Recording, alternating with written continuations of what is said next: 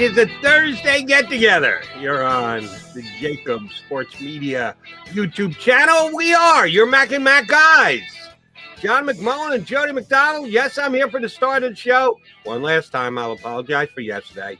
I actually figured out, J-Mac, I set my alarm, but the problem was I set it for a midday nap, which I had done the day before, and I turned it on. It wasn't going to go off till 1 o'clock in the afternoon. That doesn't work when you got to be up at 8 o'clock to do Birds 365. I'm glad to be here for the entire 2 hours today. Can you put up with me for 2 hours today? We'll see. I think so. We've done this. How many shows? We've gotten off that. We've done so many shows now. I feel like it's second nature. We're going to get through the 2 hours. There's just how many times are we going to disagree in those 2 hours? I think this is week 10. Yeah, so we're rolling. We're sneaking up on our 50th show. Tomorrow will either be our 45th or our 50th show. Oh, but we had a couple of days off for Memorial Day. Factor those two in. So tomorrow will either be our 43rd or our 48th show. We got to have a big blowout for number 100. I got to figure out what day that is. Our first 100 days, yes. Everyone tracks that, and that tells you what you've actually accomplished. Sander, that's your homework. Figure out when number 100 is. Figure out the date. We got to get that ready. We got to get Joe Kraus to give giveaways. We got to go the whole 9 yards. We got a lot to do because we got a summer to kill before the Eagles actually get back out there. I'm getting ahead of myself. Getting ahead of myself. Well, we appreciate that. And the Eagles gave you a little something to sink your teeth into the last couple of days. Yesterday, it was offensive assistant coaches. Or excuse me, yesterday it was defensive assistant coaches. The day before that, it was offensive assistant coaches, except for Jeff Stoutland.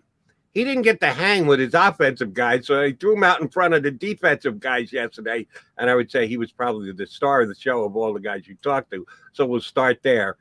Jeff Stoutland, I'll give him this much. He's looking forward. He's not looking backwards. They tried to get him to look backwards yesterday, and he wanted no part of it whatsoever. He's only worrying about what's going forward with this football team. Yeah, understandably so. You know, Jeff was sort of the main event. He was the last guy talking of the assistant coaches. I think the Eagles kind of knew this is the guy. This is the veteran guy. This is the guy who's been here. By the way, you know, forget about Doug Peterson. He was here under Chip Kelly. So, you know, that's sort of the NFL. Once you get a good offensive line coach, you hold on to him like grim death. I don't care how many times you change head coaches. If you can get them back, you can get them back. And you remember, Jody, way back during the hiring cycle, there was a report, I think Bruce Feldman put it out from The Athletic, is one of the best in the business when it comes to covering college football, saying Jeff was going back to Alabama. Right. And so when Bruce does that, it's pretty much a done deal. So the Eagles managed to convince him to stay. I think that's very big. We talked about if this team's going to overachieve, it's going to be because of the offensive line, bottom line. And they have to figure out left tackle. They have to cross their fingers for the health of the rest of the veteran players. But, you know, we've talked in the offseason, we've talked to Jason Kelsey, Jordan Mailata, Andre Dillard, Lane Johnson, Brandon Brooks. The one thing they all agreed on is, man, thank God we have Stout back. So that kind of tells you the respect of his players. But I do want to bring up, and I think the Jeff McClain question is the one that kind of blew up on social media because Jeff asked Jeff Stoutland what happened with Doug Peterson and the organization and Carson Wentz. So number one, I want to say the question was fine. Sure. For all these people saying, "Oh, why are you asking about?" The question was fine. Now the problem with Zoom is everybody gets to watch and you don't know what the guy is working on. He might want a no comment. You might want a veteran coach on the record. Essentially, you got a no comment, but Jeff did it. Stoutland did it in his style. And, you know, the gesticulations and, you know, he mentioned he loved Jeff McClain. I thought it was ironic, Jody, that he went, I don't know. And then at the very end, if people stuck around, he said, maybe after I retire, we'll do a podcast and I'll tell you all about it. Essentially, he knows what went on. He also is smart enough and political enough to say, okay, that's not my lane. Right. I'm going to go in a different direction. But my pet peeve, and you probably have figured this out, Jody, by this point, my pet peeve is that part of the fan base, and it's not everybody, but that part of the fan base that only wants positivity at all times and wants no criticism and wants no difficult questions. I don't get you people. It's the most depressing part of my job that you expect us to do that. And if we don't do it, you don't like us. It's absurd. You don't understand the first thing about journalism. And by the way, Jody, when I get on social media and I'm talking to, I don't know, a doctor or a lawyer, I don't pretend to be an expert about those professions. Everybody's an expert on reporting and journalism. And it's pretty evident from your first sentence, you don't have a damn clue of what people in journalism do. So don't talk about it like you're an expert. Right. That's my pet peeve. You kind of, I think you answered your own pet peeve question. The answer is social media. That there is so much of it out there and so many people on it that when you have a fan who is Mr. Positivity, wants to wave the pom-poms, wants to only think about the good things for the team that they root with, they can find it. There is someone on social media who's going to go down that road with the same mindset that they have, and they think that that's great. God forbid someone like yourself, a journalist, should try and do fair and balanced reporting, which means you're going to get the good with the bad. Oh, they don't like that. You hold yourself to certain standards that others on social media throw right out the window. No. We're here to root and cheer and only look at the upsides for our hometown team. That's why there are so many people out there. Because it used to be, if you were like the 25, 30 years ago, if you were one of those put the team-colored glasses on kind of fan and only saw it through the team-colored glasses, well, you were by yourself. Now you've got legions of others who think just like you do on social media, and we're going to rally and shoot down a guy like John McMullen because how dare he say the Eagles aren't going to be a winning team this upcoming year? He shouldn't have the job he has. We here on social media should be the ones who have the job because we're back in the hometown team. And I do want to say there are still people who value objective work, and I'm thankful for those people. I'm very thankful for those people because I still think they're the majority, but they don't complain because all they want is information and all they want is to learn about the team. I'll use Jamie Newman as an example. There was a group of fans stunned, absolutely stunned, Jody, that the Eagles would cut an undrafted kid who they gave no guaranteed money in June because, they're getting smoke blown up there, from the draft site saying, oh, this kid was great. This kid was this. He opted out. He should have been drafted, blah, blah, blah. And by the way, I agree. If he went to Georgia and he played, he's probably getting drafted. He probably screwed himself by opting out of last season. He had family issues, so you understand why, but that's why those decisions are difficult because you have to weigh them, and it really affected his future in this league. Now, again, he's an undrafted guy with no guaranteed money. He's already cut in June, but you had a group of fans that are just like, oh, my God, how do you cut Jamie Newman? He's undrafted. They didn't give him one penny to come in here. He was the easiest cut in the world. Which we didn't actually know about, or at least I didn't. Maybe you did. Did you know that he got zero guarantees? Because most of these undrafted free agents, they get some guaranteed money. Not a lot, but some guaranteed money, and some get more than others, and some just basically, like we found out Jamie Newman does, get nothing. You get your off-season salary to show up for these mini training camps, these OTAs, and that's it. If they cut you, so sad, too bad, you're done. I had no idea that was the case because it wasn't reported when he immediately signed. Maybe some of you guys came up with that information after the fact, but I didn't know that he was, and it tells you that there probably wasn't that much competition for his services. If there was another team that wanted him as much, if not more than the Eagles, all they had to do was put a couple 10,000 on the table for guaranteed, and he probably would have signed there. Couple things, not necessarily, because it's one of the positive things about being an undrafted free agent is you can pick where you want to go. So I think Jamie probably looked at the landscape and said, who needs a quarterback? And I'll go into Philadelphia. So he might have gotten a little bit of, when we're talking about signing bonuses with undrafted guys, for instance, the most money the Eagles gave anybody was Jack Stoll, the tight end, about 115,000, I think it was, somewhere in that range. That's the kind of money you're talking about. That's a lot of money for an undrafted free agent. Tavon Grimes, who they also waived him with an injured designation, got $82,500. So those are sort of higher level undrafted free agent signing bonuses. That was the top of the Eagles budget, so to speak, for undrafted free agents. But in Jamie's case, I don't know. I'm not saying he did get other offers. I'm almost sure he probably did. Somebody would have gave him $20,000 to come in at least, probably. But he probably looked at the landscape and said, oh, Philadelphia only has Jalen Hurts and Joe Flacco. They need a third quarterback, even if it's going to be a practice squad guy. So let me roll the dice there. Didn't work out. My point is, Jody, it could be something as simple as, I don't know, falling asleep in a meeting, not paying attention. When you can literally cut a guy and there's nothing there, it's never a surprise when you're talking about salary, even 100,000, even somebody like Jack Stoll, you say, oh, I wish he would have worked out. I wish he would have stuck around at least on the practice squad.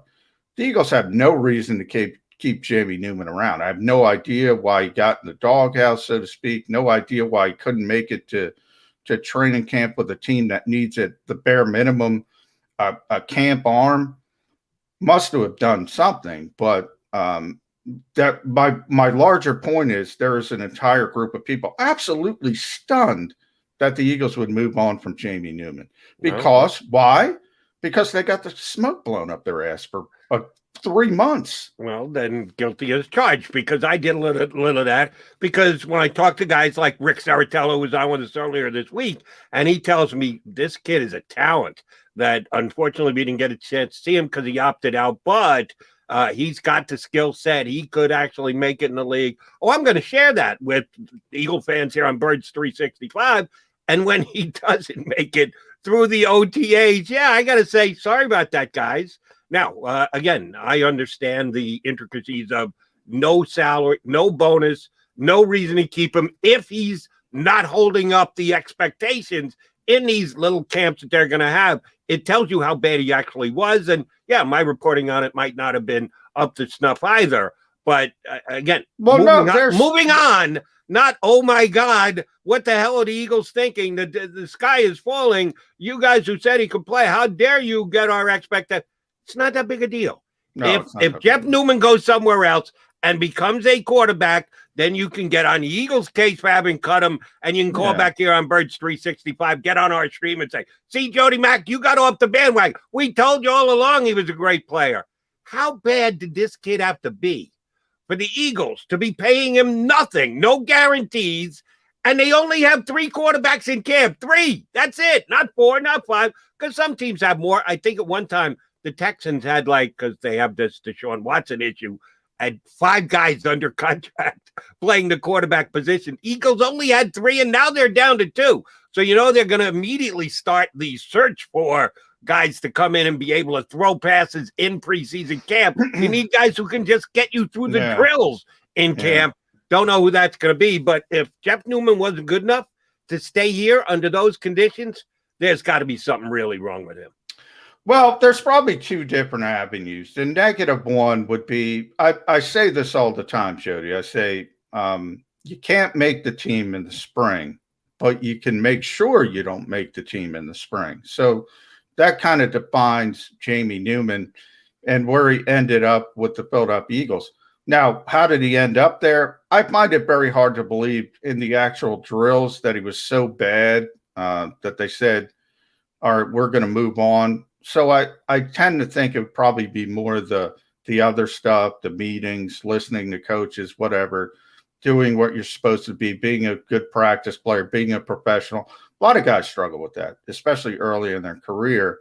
That's my guess, but that's just speculation because you don't do much. You don't do enough in the spring to say, okay, this guy is just completely not ready to be an NFL quarterback. Or I will say door number 3, maybe the Eagles have somebody already in mind that's on the street and they say, this guy's going to be a little bit better for us. Remember, it's a third quarterback. It's not that important. More than anything, it's just going to be a camp arm. You probably want 4 quarterbacks, to be honest. Especially when you have Joe Flacco, by the way, as a veteran backup is 36 years old. You don't want Joe Flacco throwing 100 pitches, so to speak, in training camp in case you need him. You don't want that dead arm early in the season. You want to protect him. With Jalen Hurts, obviously a young guy, it's not that big of a deal. But with Joe Flacco, it is a big deal. So, it could be one of those 3 doors if you want to let's make a deal. But I see this all the time in the NFL. We know because of the hype, Jody, the hype around the draft, and everybody gets played up, and I see it all the time. And even coaches are excited. I'm excited to look at, this 4th round pick, this 5th round pick. And then they get to the camps and they go, oh God, this guy's not ready. We're going to have to go to a veteran, get Howie on the phone. Please get me this. Please get me that. Happens all the time. All the time. There's a couple guys I would like to ask some questions to, not that they're available, but Nick Sirianni made a big deal about the fact that, hey, with no combine, we did so much more homework with Zoom meetings with these players. There's no time restriction. We can get a guy on the computer and we can talk to him for 2 hours. We can play 100 games of rock, paper, scissors, and I can really get to know that young man. Well, who the hell met with this kid if you're right that his issues aren't physical, aren't skill related, that there's something above and beyond that? Shame on the Eagles for that one. And number 2. No, it's not that big of a deal, though, Jody. It's, you're talking about the 90th guy on the roster. If you look at what happened yesterday, Khalil Tate got waived as well.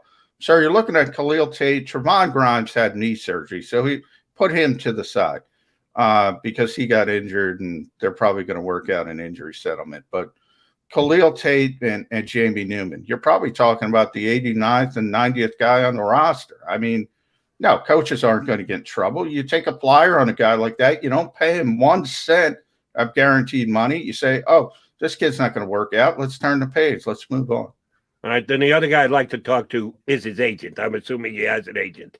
How do you not prepare your kid to go into Jamie, I know you and I talked before the draft, and we thought you might be a 3rd round pick or a 4th round pick or a 5th round pick, and no one took you. We went to the NFL. 7 rounds, nobody took you. And we decided to go to Philadelphia for no guaranteed signing bonus money. And then you go in there and you can't follow rules and regulations enough to be able to have them keep you through camp. What the hell did you do, kid?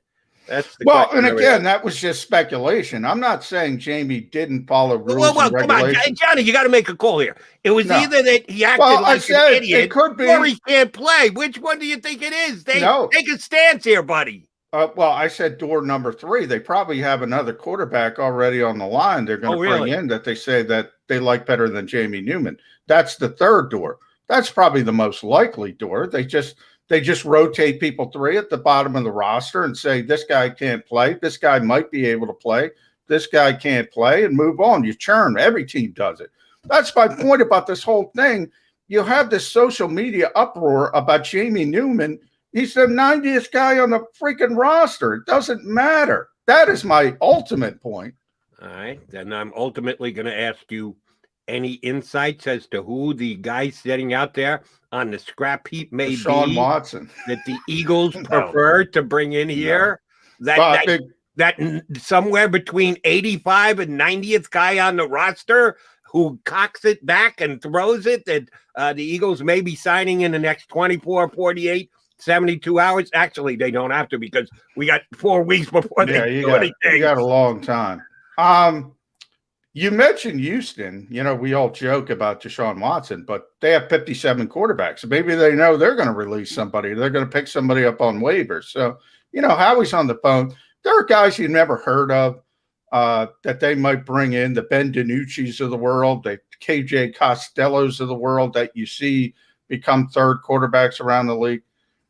You know, it's going to be somebody like that. It's not going to be a splash. It's going to be a third or fourth quarterback that probably doesn't belong in the NFL. That's just the reality of it. Ben DiNucci and Eagle Green. That's what everybody wants. Well, no, he's still on the Cowboys, Ben. Is he still on the Cowboys? After that, they didn't release his. You know what? He's still there. There's no need to. I don't think. That's ridiculous. All right, it's the Mac guys here on Birds 365. Let's bring another Eagle reporter into this conversation. Martin Frank from the Wilmington Journal News is going to join us a little later. Russell Baxter, good friend of mine, has been covering the National Football League for decades. As a matter of fact, he's going to hop aboard with us. So we got a lot yet to do right here on Birds 365. I get scared sometimes. Of a lot of things. Joining in.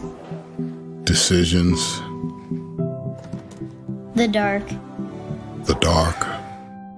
But I once heard someone say, But as I always say, it's okay to be afraid. as long as you face the fear. And keep moving forward.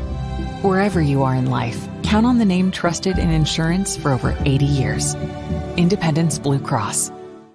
The savoring taste of a good bag of beef jerky is so enjoyable at any time of the day, as long as you can find it. Here's what we suggest. Pure Bull Beef Jerky is our answer, and soon it will be yours. Locally produced in the Philadelphia region, this high-quality, healthy protein snack is easy to secure. Go to steersnacks.com, and you'll see hot garlic, tropical heat, Pure Bull dry rub, and our favorite, Huck and Fod. What's that? Huck and Fod. Go now to steersnacks.com. Welcome to the Wildwoods, the perfect place where you can safely do everything or nothing at all. Catch a wave, take a nap, go for a drive, grab a bite. It's your vacation, and we're doing everything we can to make it a safe one. The Wildwoods. Your vacation, your way. The International Brotherhood of Electrical Workers, Local Union 98, is a proud sponsor of The Labor Show with J. Doc and Krause every Saturday night from 6 till 8 p.m. IBEW Local 98's highly trained and superbly skilled electricians are the best in the business, setting the highest safety standards in the electrical industry. So when you're planning your next industrial, commercial, or residential project, choose an IBEW Local 98 union contractor. Learn more at ibew98.org.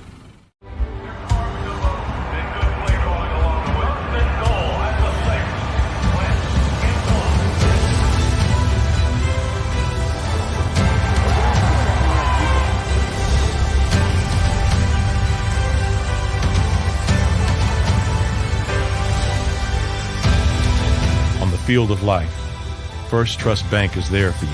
Champions on three. 1, 2, 3. Because Philadelphia dreams deserve a Philadelphia bank. This is a key. It's a family tree. It's a pair of wings. It's a secret handshake. And a ticket to anywhere in the world. It's more than a uniform. It's the door to a world most people only dream of. There's Strong, and then there's Army Strong. Try it on at GoArmy.com.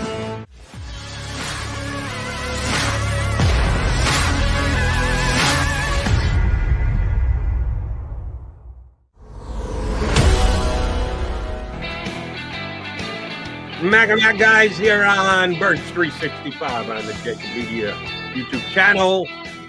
I just had to look something up before we introduce Martin Frank, who was the Texans quarterback. I couldn't remember who it was because I knew they had to cut somebody when they added somebody. They added the immortal Jeff Driscoll, and they released the completely unforgettable Ryan Finley. Is that your guy, Johnny Mac? Is that who the Eagles are going to snap up now to be QB3? Ryan Finley? Sure, why not? Why not? Excited about that now? Who cares? I would get excited I think, and I have to look this up real quick, I think Nick Mullins is still a free agent. He would be the best one to me on, but I have to check. Nobody signed him. Yeah, it's a free agent. That would be the one guy I would say, that's a decent, at least a guy who can play at a somewhat competent level. There's nobody out there at this point. You're looking at the KJ Costellos of the world. Maybe Martin Frank, maybe Joe Callahan, maybe a Delaware guy from DelawareOnline.com. Martin Frank. How are you, Martin? I'm good. You can never have enough quarterbacks from Delaware. That's what I always say. So, you got Joe Flacco. Why not? Joe Callahan, bring him in. Bring him in. South Jersey guy as well. Shore guy as well. So you got a double dip. I don't know if Joe can play anymore, but he was here for a short period of time. All joking aside, though, Martin, were you at all surprised that the Jamie Newman cut, who shocked so many people, that this came down when it did? Yeah. I was very surprised. I mean, at the very least, every team usually brings like 4 or 5, even 5 quarterbacks into training camp. And, like these guys, the chances of them making the team are pretty much slim to none. But like, you have a camp arm. That's what they're for. Like, so your 2 main guys don't like throw their arms off during training camp. I mean, you go back to Chip Kelly's year with Tim Tebow. He was like, I think they had 5 quarterbacks that year, or maybe it was 4. 4 because you really can't include Tebow. Yeah, right. 4 plus Tebow, I guess. But you need people to like throw the ball. I mean, that's the purpose. You got 90 guys in training camp. You got to, you can't have your top 2 quarterbacks like throwing their arms out, like, especially when Joe's 36. You can't have him throwing 150 pitches every night out there in training camp. It's absurd. So they're going to bring in somebody, and we all know that. Probably 2, I would think, right? Yeah, I would think at least. Who knows? Maybe Tyreek Jackson goes back to quarterback. Maybe, right. Maybe Greg Ward goes back to quarterback. So, I mean, and they cut Khalil Tate, who I thought was actually a bad quarterback in Arizona. They cut him the same day. They cut 2 quarterbacks yesterday. Yeah. By the way, the Eagles had an opportunity, and I think Nick Sirianni failed in a miserable way to have the first 5 quarterback offense. They could have put Flacco, Hurts, Tate, Ward, and Jackson out there at the same time. Yeah. Now that's innovative. That's like taking the double reverse up to like the quintuple reverse. All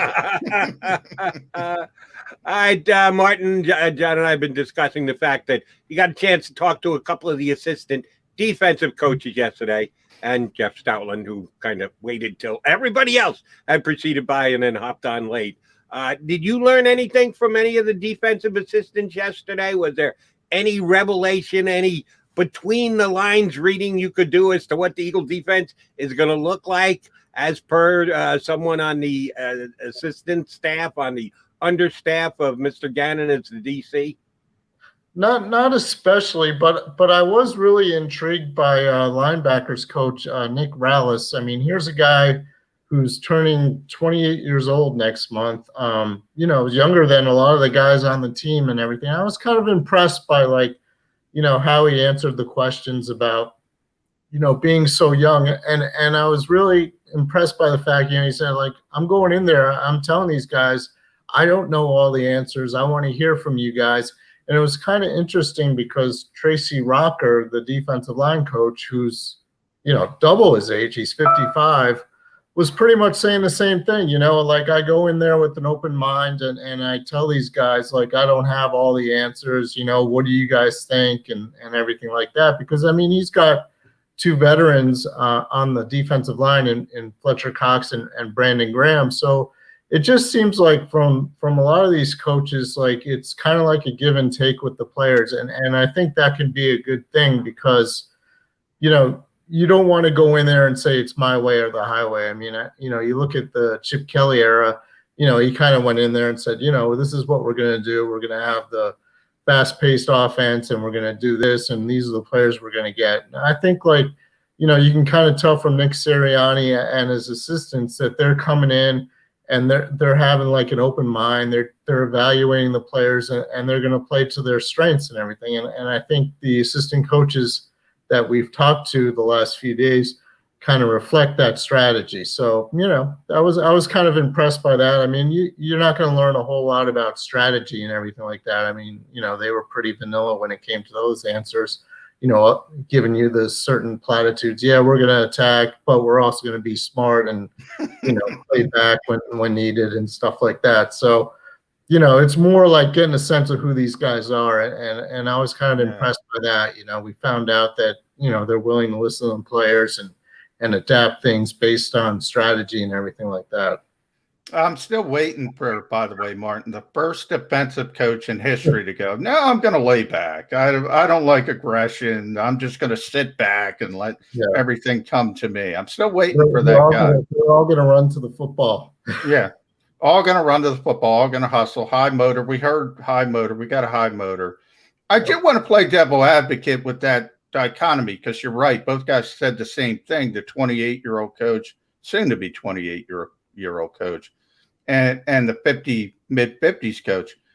Now, Tracy Rocker has got Fletcher Cox and Brandon Graham, so he can say, yeah, I'll listen to these guys. I'm not sure Nick Rallis can do that with Davion Taylor and Sean Bradley. He's got to say, hey, guys, this is what we got to get accomplished. So there's got to be a little bit of some heavy-handedness. Do you think a 28-year-old kid essentially can do that? I mean, I guess. I assume that's why he's there. I mean, I can't, here's a guy who doesn't really have a whole lot of experience. I mean, he's going to have to in some respect, but he's also got guys like Eric Wilson to lean on. I mean, Eric Wilson goes back to, Jonathan Gannon, Mike Zimmer in Minnesota and everything like that. So, there's still a veteran presence there to kind of say, to kind of help him get that message across to guys like Davion Taylor and Sean Bradley. So, I think there can be that kind of give and take, and I think it can also be, it's going to be tough for someone like Rallis to, obviously when you're 28 years old, it's not going to be the easiest thing to just say, all right, to put his foot down and say, this is how we're doing it. But, at the same time, you got to lean on your veterans. I mean, it's the same thing with Rocker. I mean, if Brandon Graham and Fletcher Cox don't like what Rocker's saying, they're established veterans and they have more pull. You know what I mean? Like, a lot of these guys, veterans on the team, can get a coach fired and stuff. So, it kind of applies to Rocker as well as it does to Nick Rallis. Martin, are you of a like mind like my partner? Since Jonathan Gannon has done a nice job at not giving away what his system is going to look like. As a matter of fact, he's gone to better links, longer links, to say, well, we're going to adapt to the situation, rather than me trying to force feed my philosophy and the way I do things into a given game or situation. We're going to be smart enough to react and know what kind of a situation we're in to determine what we're going to do kind of guy. Are you best served just to watch what Mike Zimmer has done these last couple of years, that this is going to be a Zimmerish, I love when I can make up words, a Zimmerish type system that the Eagles will be running here in Philadelphia? Yeah, I guess these guys are going to take from everybody. I mean, Zimmer obviously is a big influence on Gannon and stuff, but, there's also other guys have backgrounds from other areas and stuff. And I'd like to think they'd all kind of like say, well, we tried this at this place, it didn't really work, so let's see if this works. I'd like to think it's kind of like a give and take among all the coaches, where they sit around and they go over, things that they kind of learned from their previous stops and everything, and kind of put it all together and see what they have with the players and find out what works best. I mean, you can't just say, well, Jonathan Gannon, has a big Mike Zimmer influence, so it's going to reflect a lot of what the Vikings do, because, the Eagles don't have the same players as the Vikings do. Although, then again, they do have like 5 former Vikings on defense, so you never know. But still, it's something where, there'll be some Mike Zimmer type of elements to it, but I think there'll also be some others, from like Tracy Rocker's been around for a while, a guy like Denard Wilson. came from the Jets and everything like that. So, he's got some things there. He had Jamal Adams when he was with the Jets. So he's had some, top players and everything like that. So, they got to find stuff that works. I mean, maybe you take a little bit from here, a little bit from there, and put it all together, and you have the Eagles defense. And one day, like an assistant coach who came from Jonathan Gannon's tree will say, yeah, they're going to run like a Jonathan Gannon type of defense. I don't know. I mean, it just seems like it's going to be a little bit of everything. Well, one thing they're going to have to figure out, whatever type of defense they are going to run, Martin, is a second outside corner opposite Darius Slay. Now, poor Jannard Wilson was out there yesterday saying, oh, no, everybody's great. You see technique, fundamentals. No, you don't need length to play outside. We can throw the 5'9" Avonte Maddox, Josiah Scott out there. Look, now they have 2 open roster spots because of what they did yesterday. One of them's got to be a cornerback. When does this happen, Martin? There's got to be a cornerback. I totally agree. I think the starting outside cornerback is not on the roster yet. You go back to 2017, like Howie Roseman, I think it was August 10th, maybe, traded for Ronald Darby, and sure enough, there he is starting. I mean, yeah, he got hurt and stuff, but yeah, I think there are guys out there they can sign and everything. They just have to free up the money. And, obviously a lot of that has to do with, when they move on from Zach Ertz. But I think, once they sign a cornerback or trade for a cornerback, then there's a good chance that person will be the starter out opposite Darius Slay. Speaking of Zach Ertz, he's still here. We keep waiting. It's going to happen this week. We've had a couple of media members say previous to this, like months to this will be the time that Zach Ertz and the Eagles have their separation. Yet he's still here. And if you're suggesting, and you might be right, that cap concerns and freeing up cap money when Zach Ertz moves on will allow the Eagles to get that cornerback guy, well, then if one is holding up the other, which one is Howie Roseman making a mistake with? If he can't pull the trigger on Zach Ertz, is that keeping him from signing the quarterback that this team desperately needs? What is Howie's line of thinking right now with Zach Ertz as far as you can ascertain? I think now it's more of a stalemate. Like maybe Howie's kind of like dug in his heels and said, I'm going to trade him. I'm going to get something. I'm going to hold out until I get the trade that I want. And it's kind of like a game of chicken right now. I mean, at some point, you want to have somebody in here for training camp, like, whatever cornerback it is or whatever, you want them in time for training camp, which for the Eagles is July 27th. So there's still some time and everything. But, at some point, you just got to, like, bite the bullet and say, like, nobody's going to want to trade for Zach Ertz and his contract at this point when they know the Eagles have to release him and stuff. So, just wait it out for now. But, I mean, I think this all should have been resolved months ago, personally. But anyway, the fact that Zach Ertz is still here, I mean, how he's going to hold out as long as he can. And, I'm sure he's got someone in mind that he wants to sign, and he just has to free up the money. And, if he can get something in return for Zach Ertz, he'll do it. And if not, eventually he'll just bite the bullet, release Zach Ertz and use that money and sign a cornerback. It's interesting. A lot of times position coaches, Martin, are put in the middle because they don't have any power really when it comes to player procurement or players being on the roster, players being cut.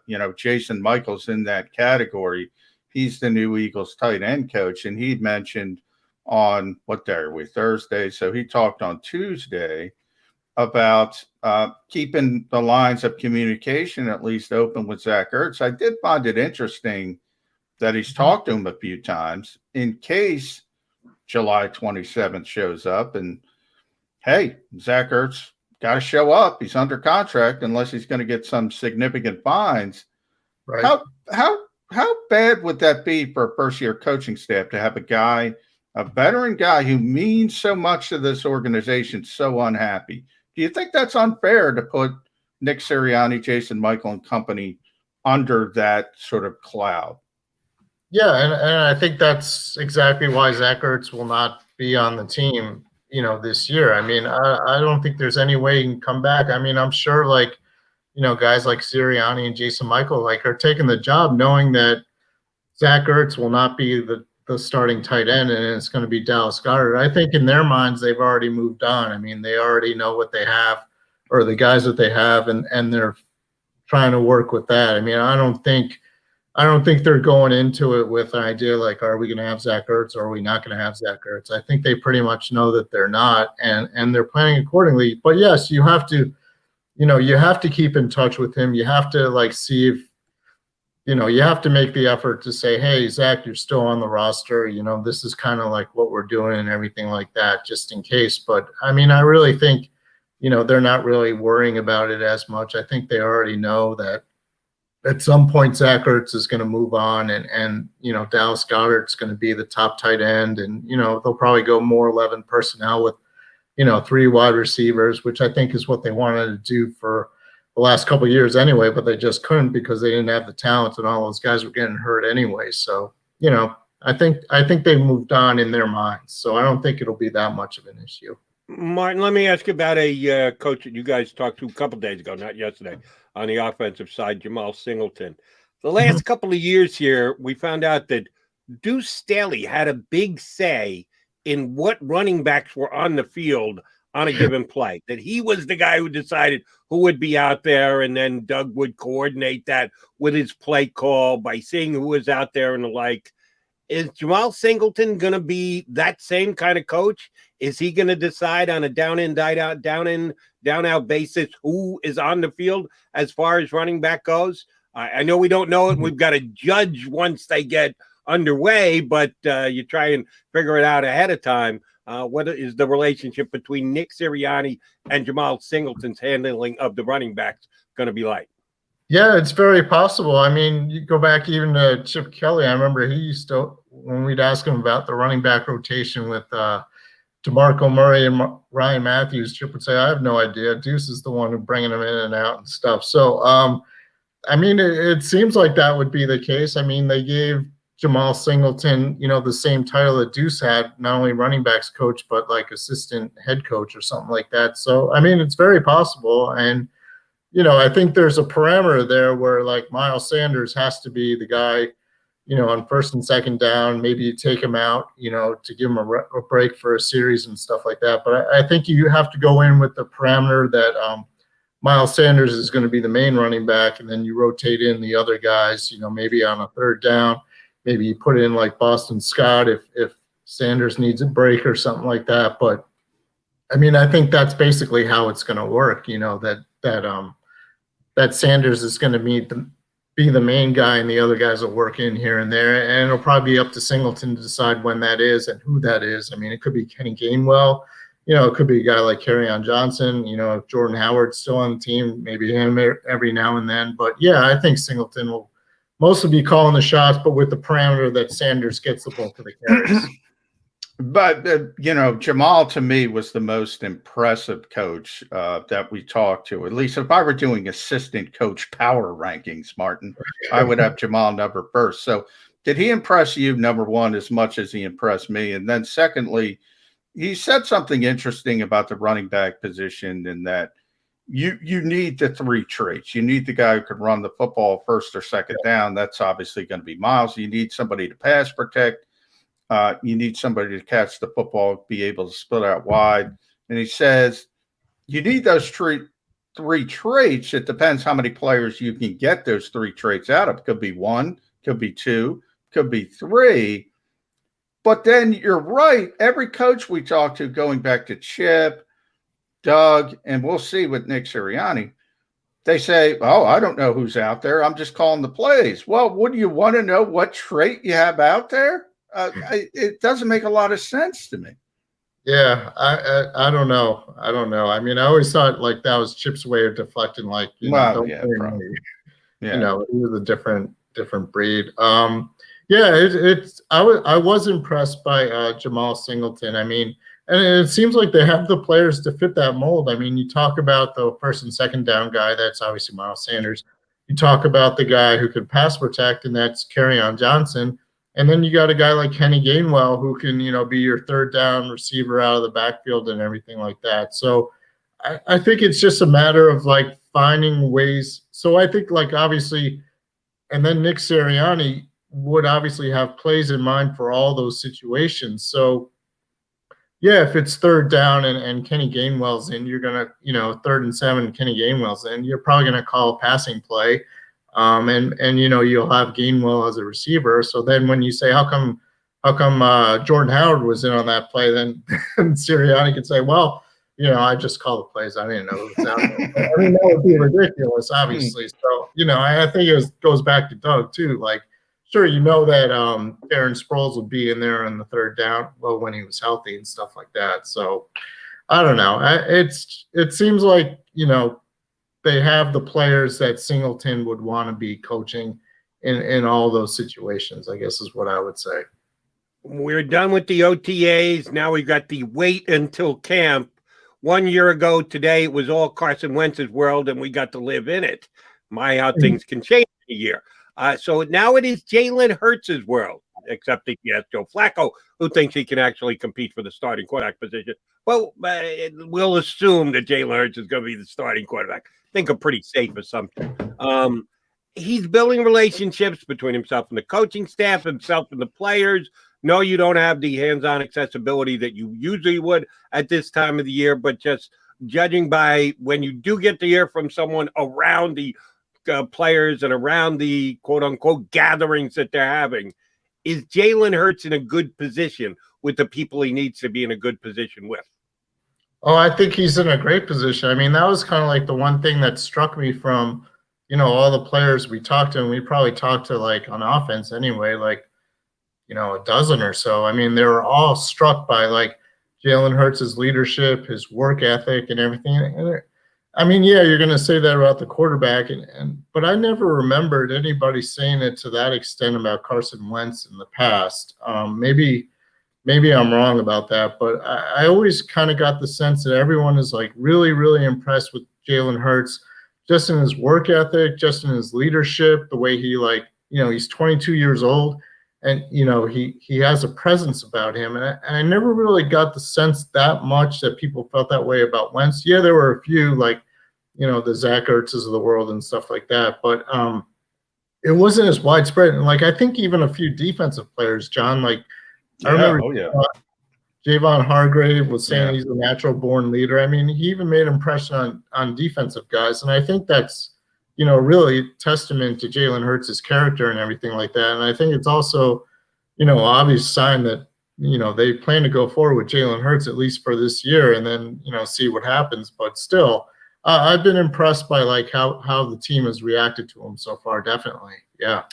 Yeah, definitely a natural leader. Guys kind of gravitate towards him. I want to talk about the other leader, Martin, and read Martin at DelawareOnline.com. We got to get that plug in. But Martin, Nick Sirianni, I talk about this all the time. If you look at it locally, Doug Peterson, first-time head coach, had Jim Schwartz. You look around the league, Sean McVay originally was given Wade Phillips.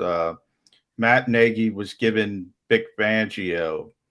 Matt LaFleur was given Mike Pettin, who was a former head coach. The one thing about talking to assistant coaches, and I want to see if you picked up on this as well, nobody's talked about Kevin Patullo. Kevin was talking about when Nick was doing other stuff, he was sort of the guy he was leaning on.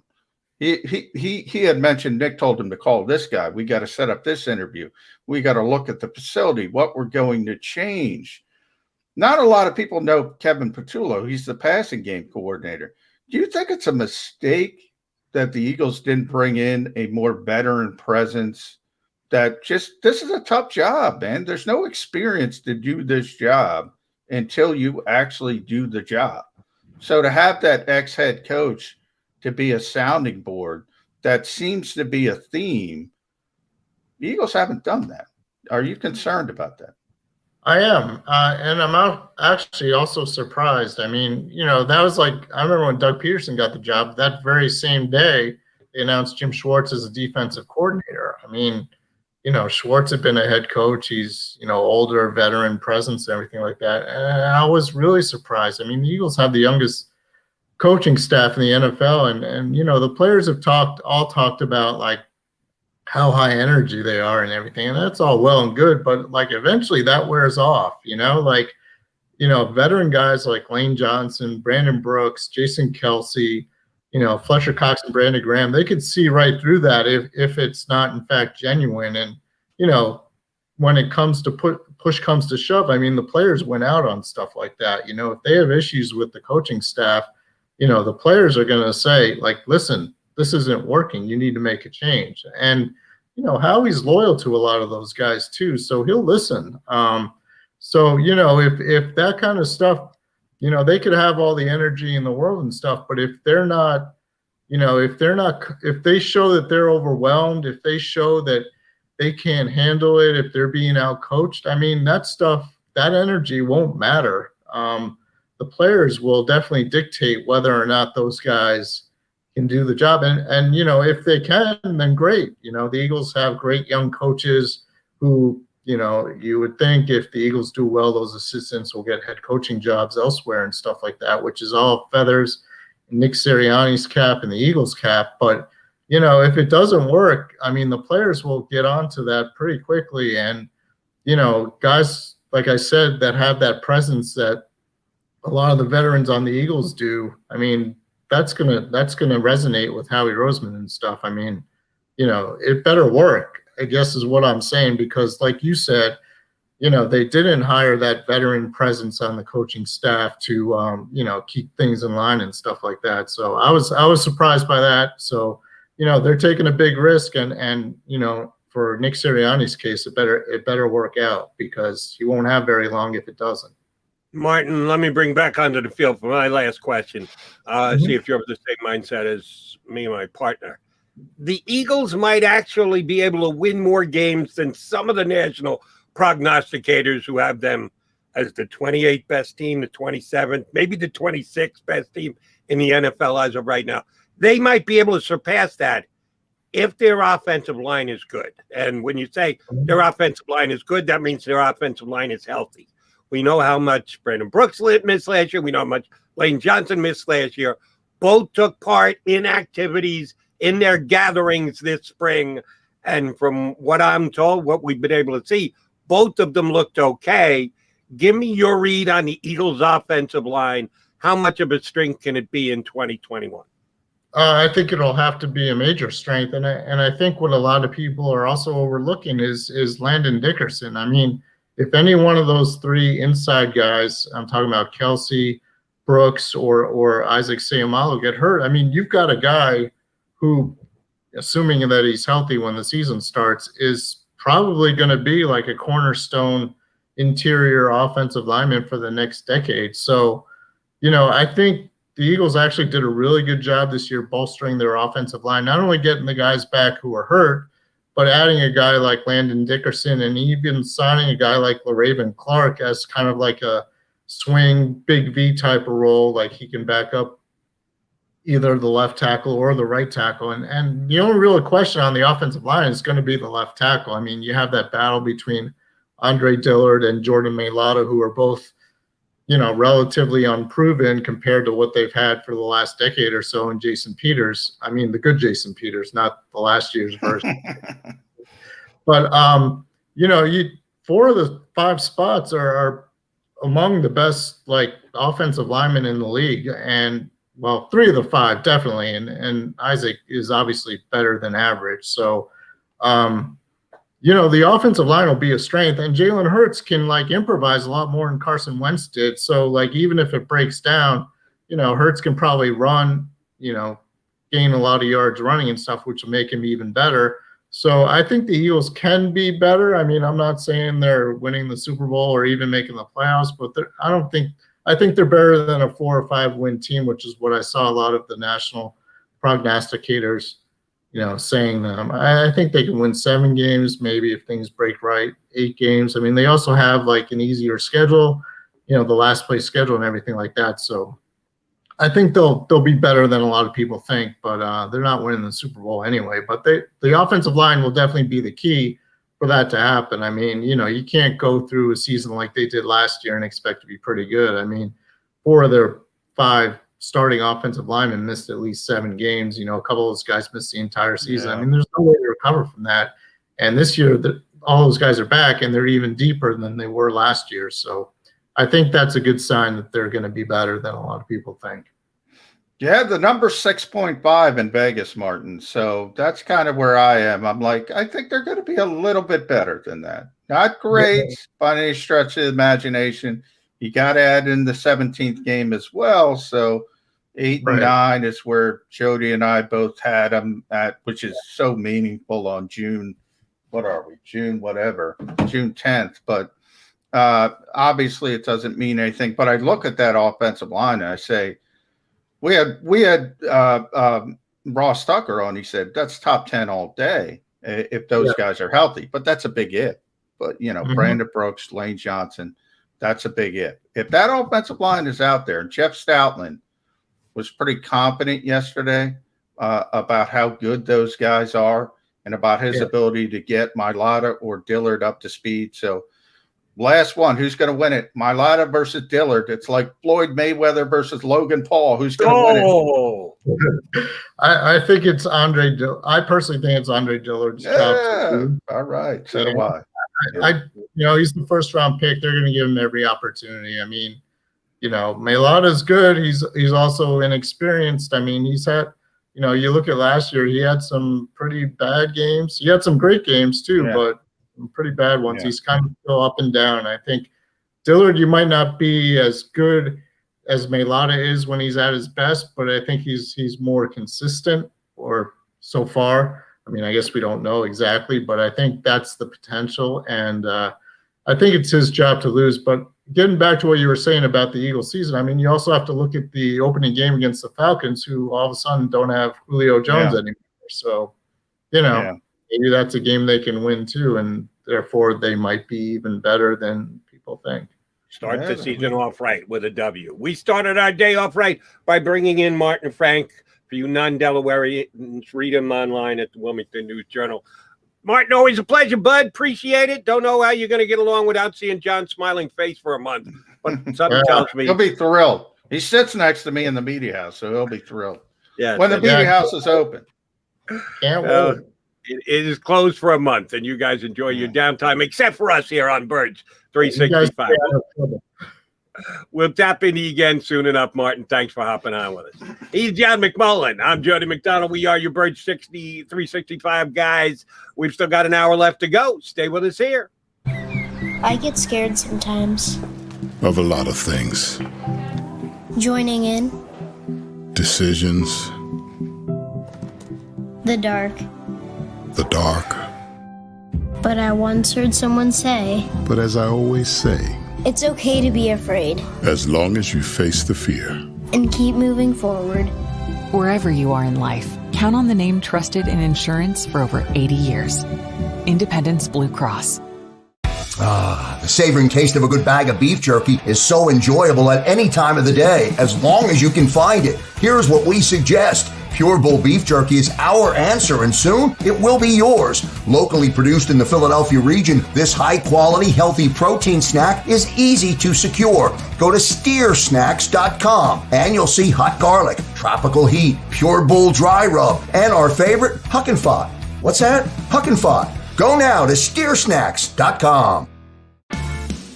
Welcome to the Wildwoods, the perfect place where you can safely do everything or nothing at all. Catch a wave, take a nap, go for a drive, grab a bite. It's your vacation, and we're doing everything we can to make it a safe one. The Wildwoods. Your vacation, your way. The International Brotherhood of Electrical Workers, Local Union 98, is a proud sponsor of The Labor Show with J. and Krause every Saturday night from 6 to 8 p.m. IBEW Local 98's highly trained and superbly skilled electricians are the best in the business, setting the highest safety standards in the electrical industry. So when you're planning your next industrial, commercial, or residential project, choose an IBEW Local 98 union contractor. Learn more at ibew98.org.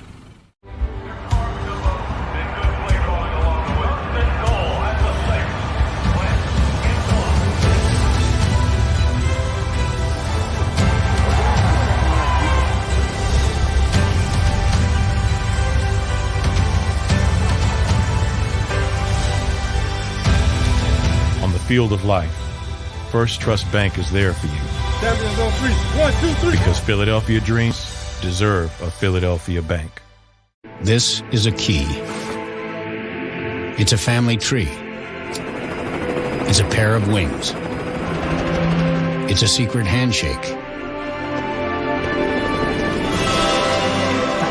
And a ticket to anywhere in the world. It's more than a uniform. It's the door to a world most people only dream of. There's Strong, and then there's Army Strong. Try it on at GoArmy.com.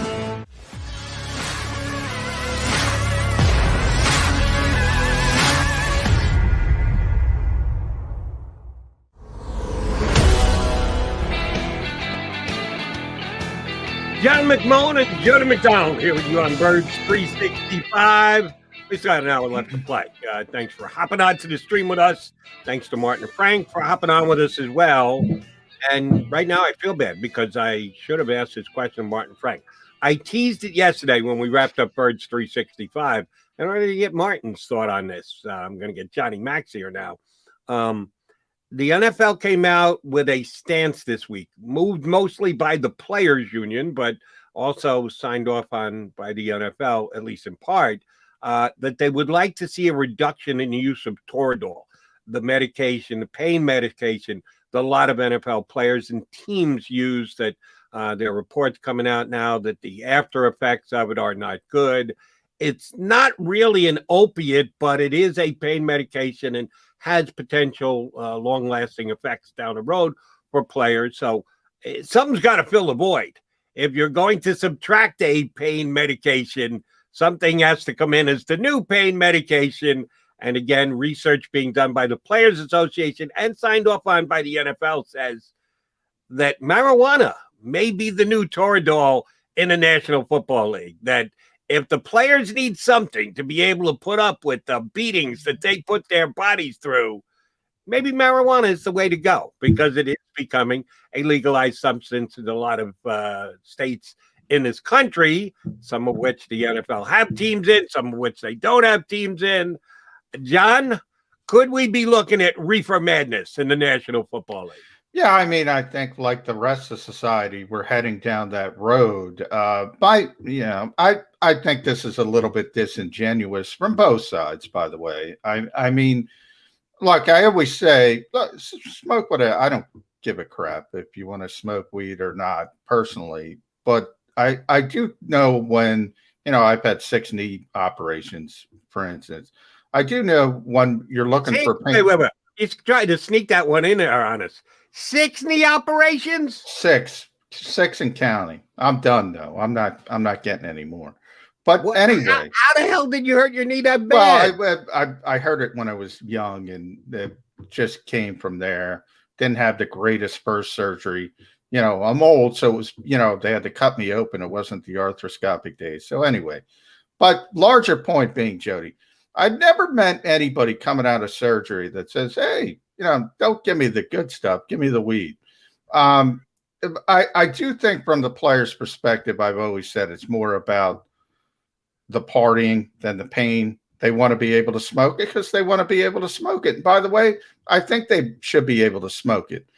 But it's not getting them through games if they have serious injuries and they want to try to fight through it. It's just not. I mean, so that's where the disingenuous part comes in. I don't think it should be a big deal. The NFL has already kind of acquiesced in the fact that the penalties really don't exist anymore. So you can smoke weed. You're not going to see any more suspensions. If you're a habitual user and you really have a problem with it, you might have some issues on your 10th failure. Who knows how deep it gets into. So they've already made that shift. But when people start talking about replacing Toradol or something like that nature, and by the way, they'd rather have something stronger than Toradol. They already locked it, because there are side effects to using serious drugs and trying to get through games. So the bigger issue to me is the NFL football as a whole.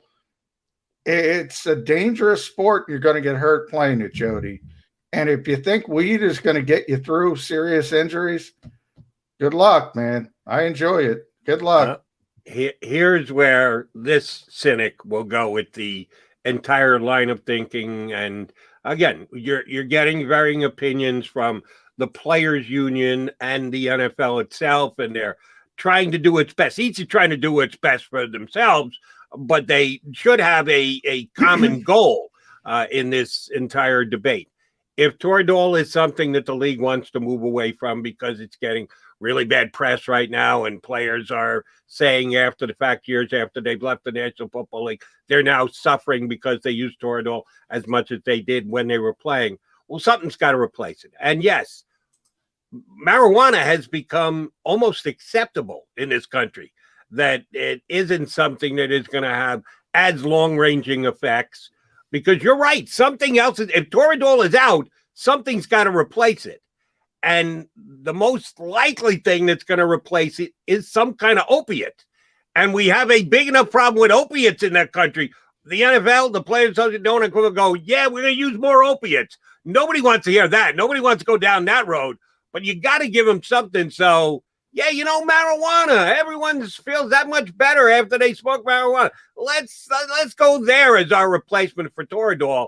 I think it's kind of a look over here while we're actually doing business over here situation, with the fact that I would not be surprised if opiate use was up in the NFL. Well, I guess I should have explained it better. My argument is from an efficacy standpoint. Like, marijuana is not going to replace Toradol or any opiate from an efficacy standpoint. Will it make people feel a little bit better? Sure, on the short term, but it's not nearly as effective.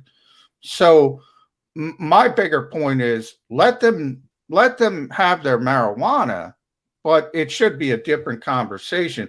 The conversation about getting through a game or fighting through pain, you either have something that allows you to do that, that's safe and effective, or you don't.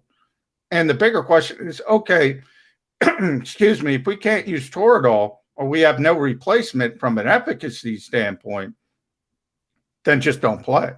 That's the road you got to go down, because marijuana is not going to get players back on the field. That's the disingenuous point to me. And people are fighting a different fight. The players union is fighting the fight because they want the players to have the ability to use marijuana whenever they want without consequence, which they pretty much have already anyway. I'm okay with that. I'll stipulate that. It's not going to help them get through a football game, is my larger point. And I know that it's not X's and O's football talk, but it is a pretty important thing in the National Football League. It's something that a guy like yourself, an outstanding reporter, is going to come across. Guys are going to talk to you when they're dealing with injury. Shoot, when I just asked Martin Frank, how good is the Eagle offensive line going to be this upcoming year? Could that be the key to the team actually trying to hang in at around a 500 record? Well, what is Lane Johnson's health like? What is Brooks's health like? What is Isaac Samuel's health like? We don't know the answer to those questions. We'll get them as the season progresses, and at any given time, any of them could go down again. But there's more to it than that when we need to talk about injuries. And, yeah, how the NFL allows their players to use medications to try and fight through to be able to play in pain. Sometimes you tear an ACL, guess what? You're out. There's no question about that, but there are a lot of injuries, a lot of body aches that players do attempt to play through. I think Lane Johnson's one of the toughest guys in the National Football League, and on a week-in, week-out basis, he's playing with some kind of pain, and he gives it his best shot. Well, there are things that are going to help Lane Johnson get through game to game, season to season, and I think that I guess should want to know. Lane would be a perfect example because he had this significant injury. Maybe an edible or two would have helped him get through the day, feeling a little bit more comfortable. Wasn't getting through a game without shots at halftime. Wasn't getting through a game with a couple edibles. That's what I'm talking about, Jody. And I wanted, for my national column, I actually did a column years ago. I did a column. It was titled, It's About the Party, Not the Pain. And I'm fine with that. Guys want to smoke it. Guys want to be able to use it. I'm fine, 100%. But it's not about the pain. It isn't. It isn't. It's not effective. It's not effective in a football sense. In a football sense, where you got to go out there on a torn ligament in your ankle, like Lane Johnson. It's not gonna get you on the field. So that to me is a different discussion. In case you're just tuning in here to Birds 365, John and I, in the first hour today, we're talking about the QB3 position with the Philadelphia Eagles, where they released Jamie Newman yesterday. Guilty as charged. I was one of those guys who talked to enough people leading up to the draft that he was. Shoot, I asked of many guys, Rick Saratello, the other draft guys I had on either my national radio show or here with Johnny Mack, who's a quarterback the Eagles could draft day 3, that they still think of themselves as a quarterback factory, that they'll get someone and believe they can mold them into a quarterback, maybe even turn around and trade him for a draft pick later on. We've seen enough of that with this organization over the years. They've actually done a pretty good job at it, taking a undrafted and or low round draft pick and then being able to trade him for a higher position. So who was that guy? And almost every individual always said, well, Jamie Newman. Here's a guy who's got talent and skills, and he was going to transfer to Georgia. It was unfortunate we didn't get a chance to see him this year. Well, he opted out. It was his choice, and I think he had things to deal with and issues. You can't judge the young man for making the decision, but as we sit here now, I think you can say it probably hurt his position in the whole draft process when he decided to do that, but that's water under the bridge right now. The Eagles not only didn't draft him, they signed him as a free agent after the draft, and we found out that they didn't even have to give him any guaranteed money to come in here and put his name on a Philadelphia Eagle contract. And I thought it was a heck of a maneuver by the Eagles. Well, after a couple of off-season gatherings, we found out that Jamie Newman is no longer a Philadelphia Eagle, that they flat out cut him yesterday, which, yes, came as a surprise to me.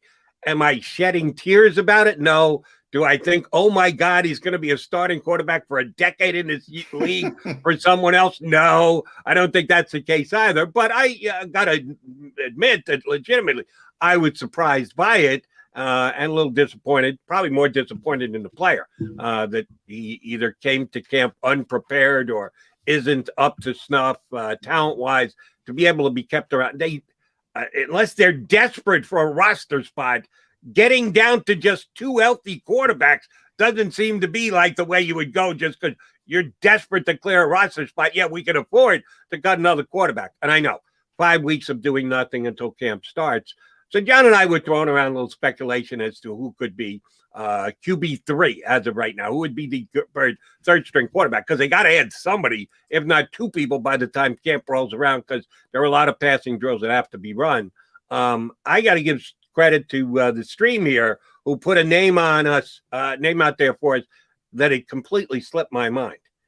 And he's not eligible to become an Eagle because he's still on another team's roster, but at some point he could become available. Might not be before the Eagles actually get to camp, and that's when they're going to need him, but the unstoppable Nate Sudfeld right now in San Francisco is QB4.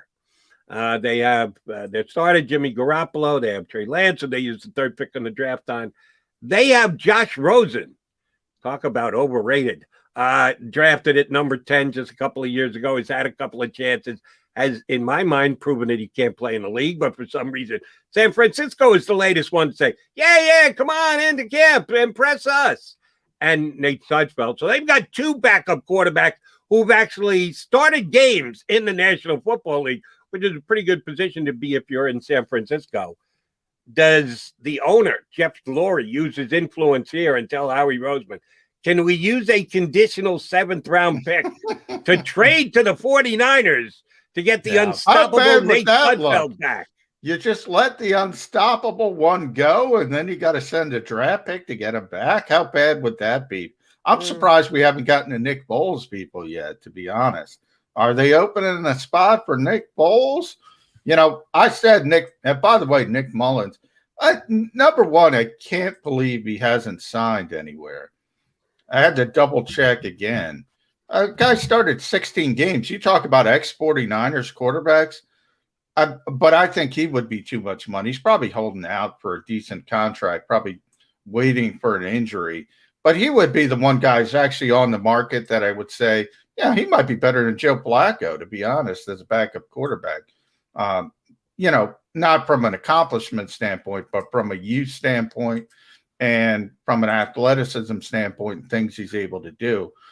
So I don't think he's viable. But look, they're going to bring somebody in. You just mentioned the 49ers have 4 quarterbacks. You need. We talked about the pitch count. You need to keep the pitch count under control for various quarterbacks, and certainly Joe Flacco and even Jalen Hurts, even though he's young and can probably handle it. So they got to bring somebody in. It's just a matter of who.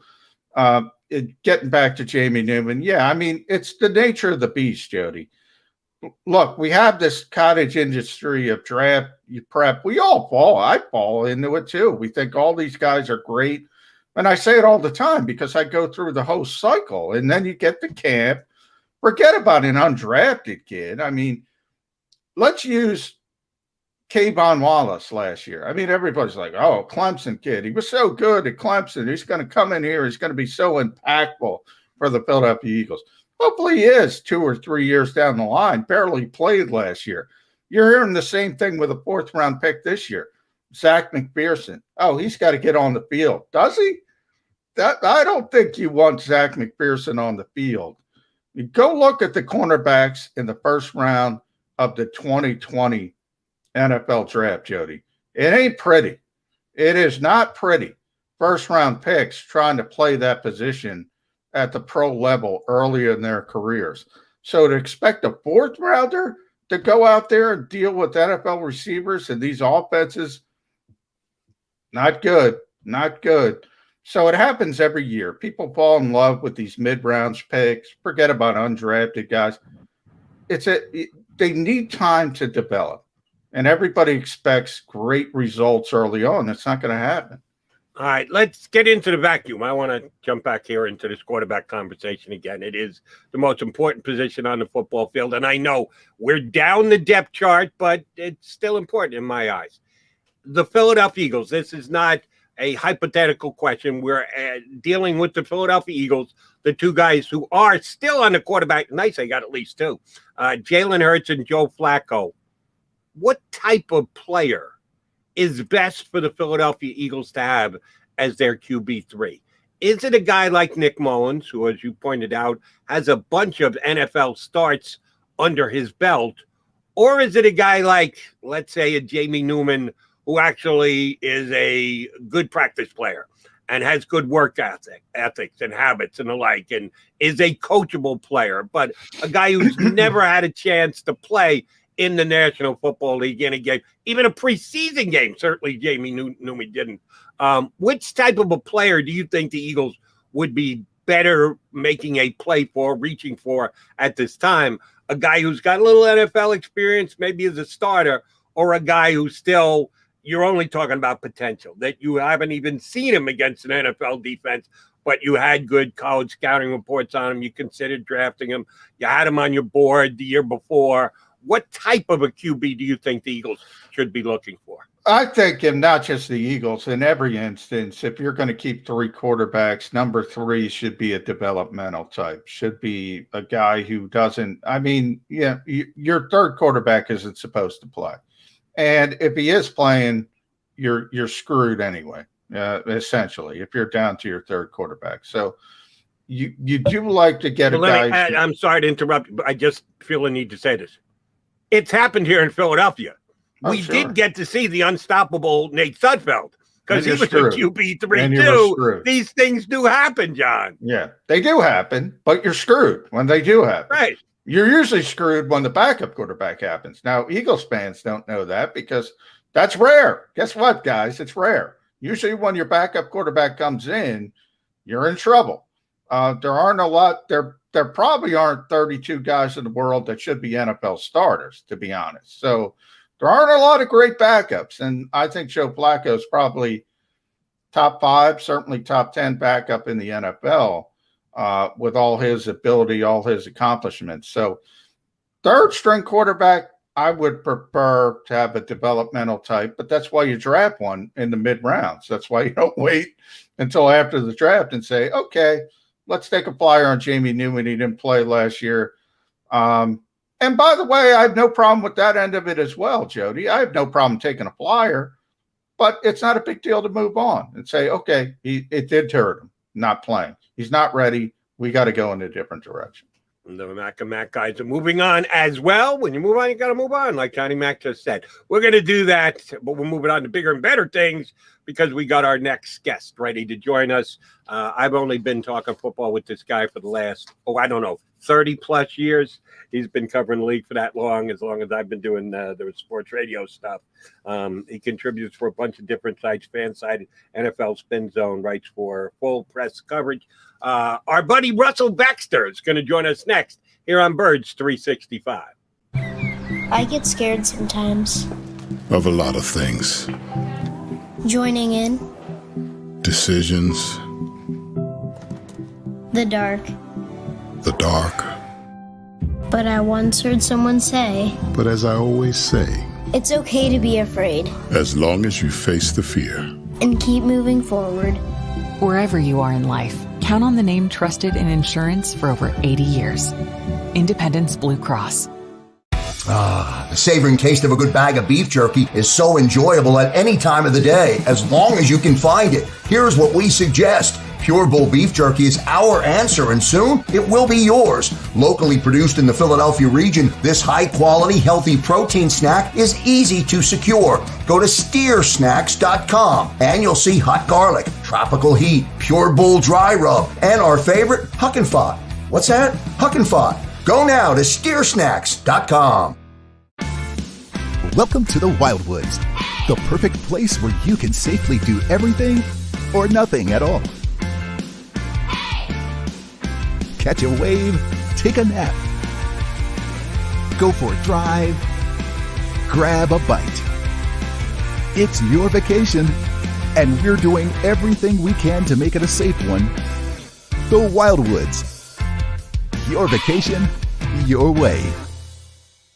The International Brotherhood of Electrical Workers, Local Union 98, is a proud sponsor of The Labor Show with J. Doc and Krause every Saturday night from 6 till 8 p.m. IBEW Local 98's highly trained and superbly skilled electricians are the best in the business, setting the highest safety standards in the electrical industry. So when you're planning your next industrial, commercial, or residential project, choose an IBEW Local 98 union contractor. Learn more at ibew98.org.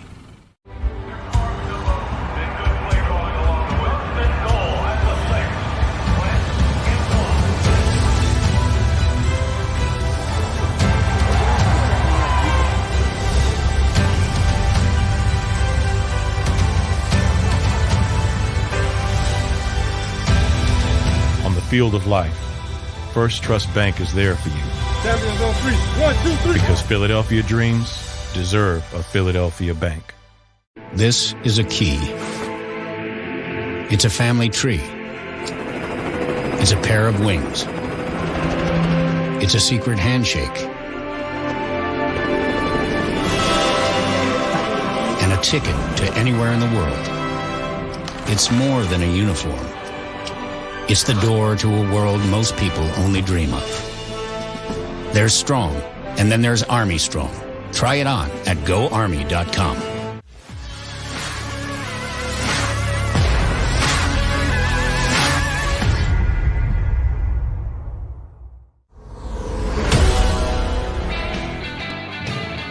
Birds 365 with the Mac and Mac guys. John McMullen, Jody McDonald here with you. Joining us on our stream is one of my best friends when it comes to the world of football. He and I did time together at ESPN, and he's been coming to my shows for decades now. Russell Baxter joins us here on Birds 365. How are you, Russell? I'm doing terrific, John. It's a pleasure to meet you. And, I was actually talking about you yesterday, Jody. I was getting a little golf in, and an old colleague, I don't know if you remember Craig Wax, who used to work with me in the research department, talking about the fact that I remember first coming on the air with you in 1988. Oh, wow. Which was 5 years before free agency even started. Okay? 1988. So Was that Plan B free agency, Russell? Was that? Oh, so on the verge of it, I think. I Yeah. want to say Plan B started like 1990 or something like that. I mean, 1988. The 88 season was the year the Niners won their third Super Bowl. Yeah. And they were we were coming off a strike year. And, you know, guys like Frank Ross and Peter Hayes and all the old gang and stuff. And great memories from College and Pro Football News Weekly and then ESPN. And I was actually at an ESPN reunion a week and a half ago that they had. Saw Boomer and, you know, Boomer, not the Boomer on the Hawaiian swimming and fish diet right now. He looks absolutely tremendous. Wow. Yeah. Get out of here. And they still got him working. He just agreed to continue doing stuff on the internet for them, right? Yeah. Listen, I was lucky enough to work on Primetime in the studio for 17 years with Tommy and Boomer, who are close friends. And, you know, the popularity of that show when they were on it it's probably the best show in the history of ESPN. I say that I'm saying that maybe biasly, but unbiasedly, because I can remember the reaction from players who would get back in the locker room and watch it. And I can tell you doing that show live, wow. I mean, just so much fun. And the chemistry between Chris and Tommy. And it was really, Jody and John, the late highlights, because the early highlights, you know, you got the screen in advance. The late highlights, here come the PAs and they're handing them the shot sheets and they're seeing this stuff for the first time. And, you know, just the magic of the two of them together was fantastic. I was part of something extremely special.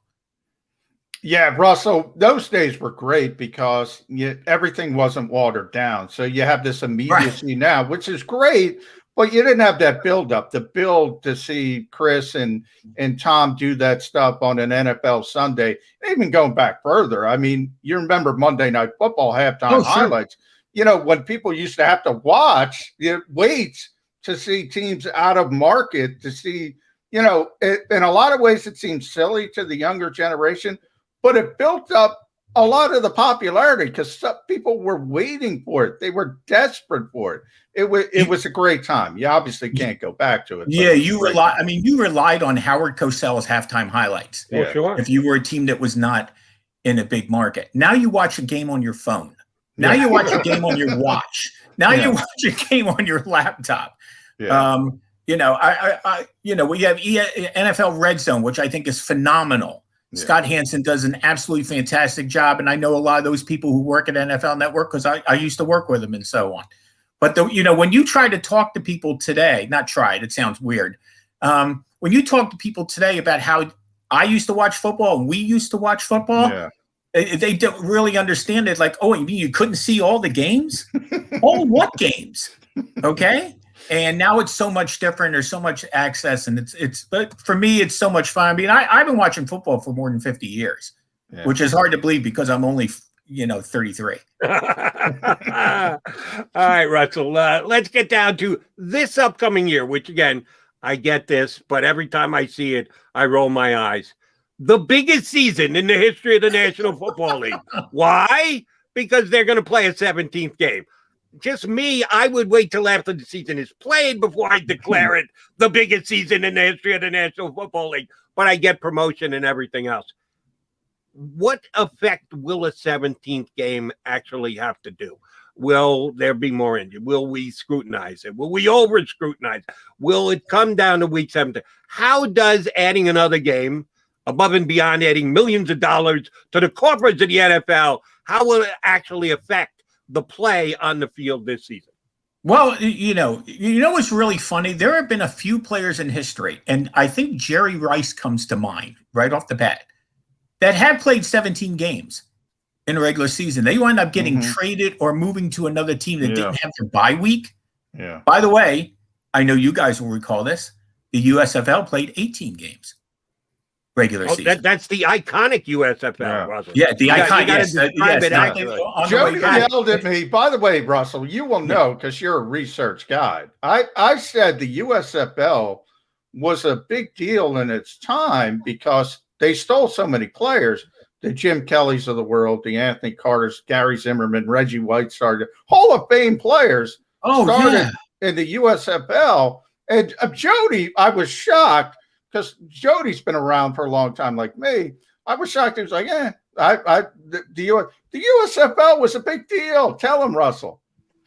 The USFL would have survived if they would have stuck with their game plan. I'm not going to go into who wanted to change the game plan and take it out of the spring and so on.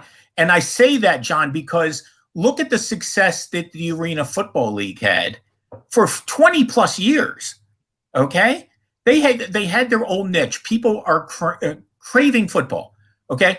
It's funny you brought up Reggie White.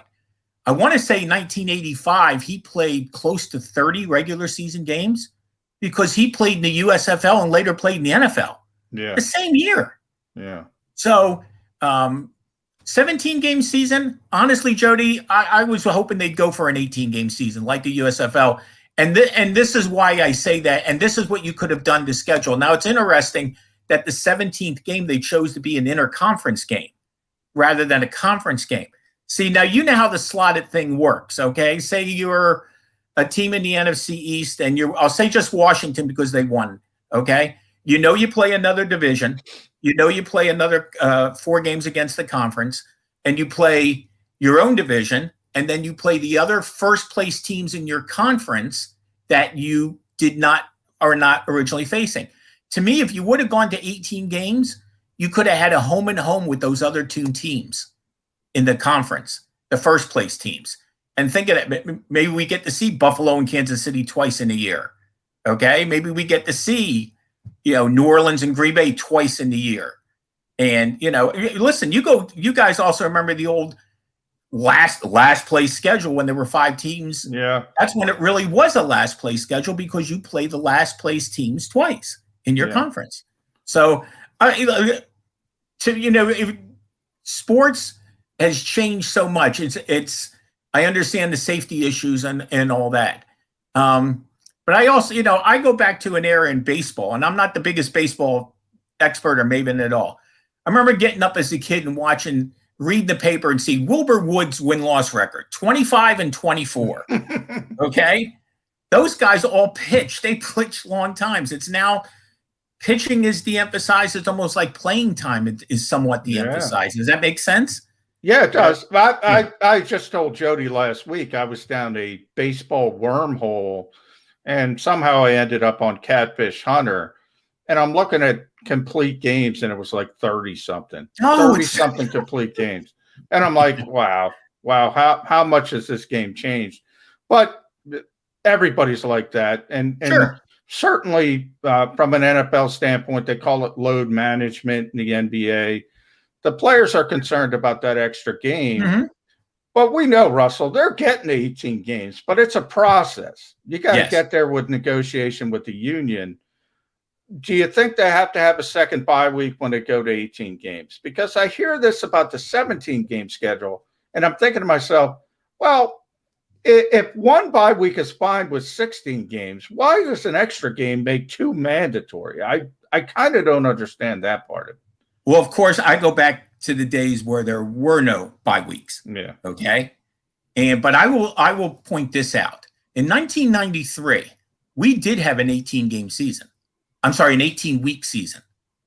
And every team did have 2 bye weeks. Mm-hmm. I never understood the reason why. It was the first year of free agency, which had no bearing. There was no off week between Super Bowl that week either, John.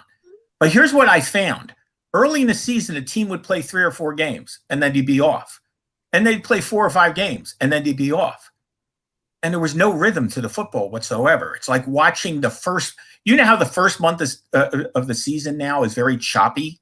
At least I think it is. There's no continuity. The offensive linemen haven't gelled together, which is so important and so on. We see teams get hot later in the year because they don't know who the hell they are in the beginning of the year. So – Kansas City struggles on defense, get their act together, win the Super Bowl. Tampa Bay 7-5, get their act together and win the Super Bowl. Okay, so there's no rhythm to the early season. I mean, I'm going to sound like the fuddy-duddy here. There was almost better football when we had a 16-game season than no off weeks. Let me borrow your fuddy-duddy cap here, which I have no problem wearing and being Mr. Negative. Bunch of superstar quarterbacks in this league during this offseason have had issues. Russell Wilson, not long after the season was over, done with, made it pretty well known that he wasn't completely happy in Seattle. We got that Rodgers guy. Maybe you've heard he's got some issues with Green Bay. I heard he's headed to the Lakers. By the way, I think that's the latest rumor. Okay, we know he wants the West Coast, so the Lakers would fill that void for him. And Deshaun Watson has all of his problems down in Tech. It keeps the national football in the daily conversation, which is a good thing. But other than Russell Wilson, who seems to have mended fences with Seattle, we don't know if Deshaun Watson's going to play football this year. Shoot, we don't know if Aaron Rodgers is going to play football this year. He might just say, yeah, I'll go do the Jeopardy thing for a year. You don't want to trade me, Green Bay? I'll step away for a year. I'll announce my retirement and let the world know that I'll come back anytime anybody asks. How does the NFL manage this? They're as good at public relations and keeping the NFL fans satiated with information. But when you're losing superstar players at that position, it's got to be a loss, right? Is the NFL actually looking at issues this offseason with star players not being available to quarterback teams? Well, I've never been the one who says any publicity is good publicity. I can tell you that. I've never bought into that whatsoever. And, I know Mark Murphy came out and made a statement recently about, the Aaron Rodgers situation dividing the fan base. And I think it's divided more than just the fan. I think it's divided NFL fans because he is such a prolific. Aaron Rodgers blows me away when I watch him. I've never seen a person, listen, Dan Marino had an unbelievable race, but I've never seen anybody throw the ball like Aaron Rodgers. And again, I'm just going to do regular season. He's been in the league since 2005. He's been the starting quarterback since 2008. I know he's gotten hurt. He's thrown over 400 touchdown passes, and he still hasn't thrown 100 picks. Okay? I mean, and don't tell me that's just throwing the ball away. This is a magical player. He's a right now, the league MVP from this past season is in limbo. Okay? And there's no way that can be good at all. I don't care if you're a talk show host or TV show host or anything like that. Now we're into mandatory OTAs and he's not there. So this thing is not getting any better anytime soon. Now we have seen other holdouts and so on, but I don't think a holdout is ever good for the league. And of course, the Deshaun Watson situation has kind of taken on a different tone with everything that's really going on with him and so on. But I mean, think about it. You've got one guy who's the league MVP and one guy who led the league in passing yards. And both of them are in the news for the wrong reasons, basically. Russell, one of the issues the NFL has this season as well, and by the way, the NFL's popularity, I want to frame it like this, often hurts them in weird ways. And I say that because they get dragged into larger societal issues, which, they shouldn't be. They shouldn't be. But now we're talking about vaccination, and we're talking about NFL players and NFL coaches. And Brandon Beane out in Buffalo says, you know what? If some guy's going to not be able to play because he doesn't get vaccinated versus a guy who does get vaccinated can play, I might cut the unvaccinated player. Probably shouldn't have said that. Definitely shouldn't have said that. Got into a little bit of trouble. How do you handle this issue? I mean, it's a really difficult issue. You can't just punish unvaccinated players, but the NFL's got to go forward as best they can. Is there a scenario that can make this a little bit easier? Well, I mean, I know the league in the past has, lack of a better word, mandated certain things players and coaches aren't supposed to say and so on. And I agree with you 100%. That came so far out of left field. Yeah. It was like somebody like, it was like 3 or 4 guys sitting around an office and like overthinking things. Okay. I thought the league did the best it could with COVID last year. Okay. The fact that they had to shift things around with the schedule, it's like, I used to kid around it. It was like a Rubik's Cube, but it all fell in place when it was all said and done. I didn't understand that at all, what he was really talking about. Listen, the Bills are now one of the high profile teams back in the league again and so on. They're on a rise. They've been in the playoffs for about 15, 16 years. And now they've been there 3 times in 4 years. So I didn't understand where that came from at all. But unfortunately, the entire world now is an open mic. It really is. Between social media and stuff that we're doing and Zoom calls and there are no secrets anymore. I mean, I feel bad for Richard Nixon because he would have never been able to keep a secret that he did on Twitter, and goodness knows he might have, you get my point. I mean, you really got to be careful with what you're saying, because it takes all of 3 minutes to have it scrutinized left and right. Yeah, you got to be careful if you're circling those wagons and you're going to determine how to do it by who is or isn't vaccinated. You got to be careful with that kind of stuff.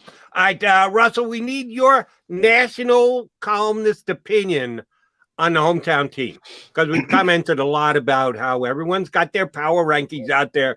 Peter King just a couple of weeks ago slotted the Eagles in at number 28 out of 32 teams in the National Football League. For those not good at math, that's not good. That means there's only 4 teams worse than the Eagles, in Peter's opinion. How low is low? I'm sure you're evaluating of all the teams in the National Football League. Neither John nor I are putting the Eagles into the Super Bowl, but we both think they're a little better than the 5th best team out of 32 in the National Football League. What kind of a power ranking, where do you think the Eagles fall in the power listing of the NFL teams, knowing that we've still got months to go before the season starts, but we all do this from time to time? I'm actually working on a piece, an off-season piece on the last place teams from a year ago, which is hard to believe. You go from the Super Bowl, but listen, it doesn't take long. The Eagles went from Super Bowl champion to last place in 3 years. San Francisco went from Super Bowl participant to last place in less than a year. Okay. And a lot of that, I understand, had to do with injuries. To me, the Eagles are less about deficiency and more about mystery. Okay. I mean, this is a new look team with a new look coaching staff, a quarterback who saw some action last year, a defense that fell off, even though they still have a lot of quality defensive linemen, but their defense is been deteriorating. The team gave up the most sacks in the league last year, and I know that had to do with key injuries on the offensive line. I look at the NFC East, and Dallas, listen, I know they drafted 8 defensive players of their 11 picks, okay? They still got a ways to go to get those guys to gel. If I'm in the NFC East, I'm concerned about Washington and the Giants because of what they are on defense. Washington more with the pass rush in that front 4. The Giants kind of remind me of Seattle earlier, in the early years. Logan Ryan and Jabril Peppers really came on as a leader and a force on that Giant. Joe Judge, they're 0-5, they go 6-5. So to me, the Eagles, the E stands for enigma as of right now of what exactly they're going to be. And again, the strength of the team is probably that defensive front. They still have those guys, but it was a team that for other reasons of the ball struggled to stop the run. And I'm if you can't stop the run, you can't stop anything. Okay. Because not stopping the run opens so many other things up. Our friend Tom Jackson used to say, no defense is great unless they're great against the run. And I kind of believe that as well. So I think they're kind of a mystery team right now. I think it's hard to put them that because it's not a team without talent. Okay. And it's not a team without experienced players. So 28 seems a little low, but to each his own. Okay. I mean, that'll change in a month, and then that one will change in a month, and then we'll be in the middle of October, and all of a sudden they'll be number 4. If you are looking for sort of a surprise coming out of the NFC East, Russell, right, do you look at that Washington front, or maybe do you look at that Dallas Cowboy skill position group? Because if you add Dak Prescott back to Amari Cooper and C.D. Lamb and Michael Gallup and Ezekiel Elliott. Oh, by the way, they had a ton of injuries on the offensive line. Yes. So Zach Martin's back. Teron Smith is back. Lyle Collins is back. Dallas looks pretty good on paper, at least on the offensive side. Well, what was interesting about Dallas was Mike McCarthy takes over. Okay. they still had the aura of a power football team in terms of Ezekiel Elliott. He's almost been like de-emphasized. Okay, it's more about throwing the ball and taking advantage of those 3 wide receivers. And it's weird because it kind of reminds me of what Mike McCarthy did eventually with Aaron Rodgers in Green Bay. They abandoned balance. Okay, it became him carrying the football team, and then once he was out, they were helpless. So I think that lack of balance, that lack of physical presence, the offensive line also helps. I mean, it hurts the defense.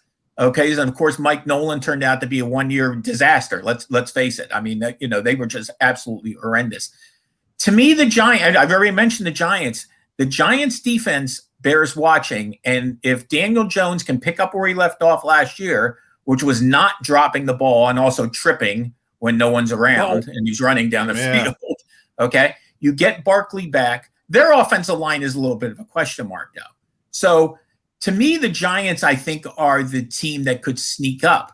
But, think about this. It's 2 years in a row that no team in the NFC East has won 10 games. Yep. 2 years in a row. I have to go back and I don't know if that's happened very often. Yeah, it's been a bad division. The Giants, one thing that concerns me, Russell, about the Giants, maybe I'm overblowing it, but I like Dalvin Tomlinson as a player. I'm surprised they let him off. You're not overblowing it at all. Okay. I totally agree with you. And Minnesota had a disaster on defense last year. I mean, you don't see that at Mike Zimmer. I think they went from giving up, I'm cheating. They went from giving up 303 points to 475. Yeah. Okay. Yeah. No Daniel Hunter. He missed the whole season. Their pass rush was cut in half. I totally agree with you. And I know Leonard Williams is coming off a career year, but Dalvin Thompson is a big loss for the Giants. And it is a huge pickup for Minnesota, who's trying to rebound on that defensive ball. I think you're 120% spot on with that. All right, Russell, need your opinion on rookie head coaches. You've been following the league and teams for a long period of time.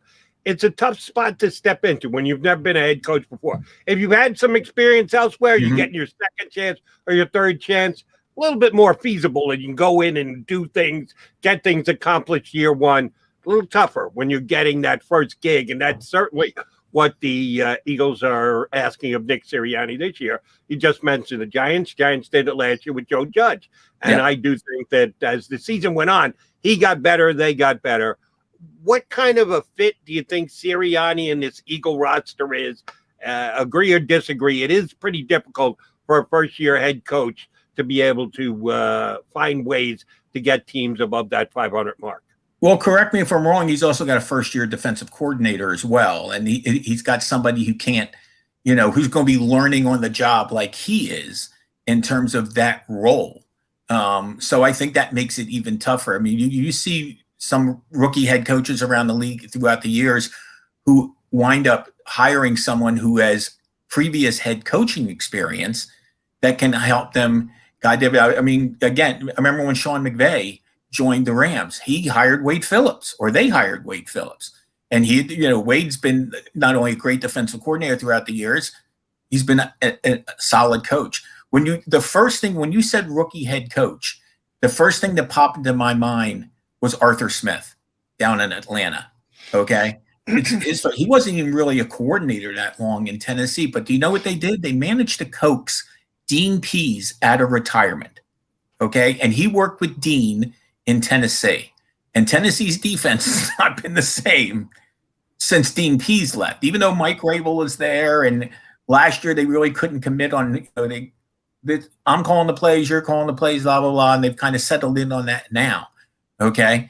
But I think a rookie head coach, I don't know how, because Atlanta they were horrible. They gave the most passing yards in the league last year. But I think it's going to be tough for Sirianni because everyone's going to be learning together. You've got a relatively new quarterback. You've got guys who don't have that experience. And being a head coach, as you know, in this league is so much different than just being a play caller. Yeah, it's interesting, Russell. We mentioned that earlier in the show, Sean McVay with Wade Phillips. I even went, Matt LaFleur he had Mike Patton, who had been a head coach. Here in Philadelphia, Doug Peterson had Jim Schwartz. on and on. Matt Nagy had Vic Fangio, who wasn't a head coach, but been around forever and is now a head coach. I don't see that for Nick Sirianni. Jonathan Gannon, as you mentioned, first-time defensive coordinator. Michael Clay is the youngest coordinator in the NFL, the special teams coordinator. They have the youngest position coach, Nick Rallis.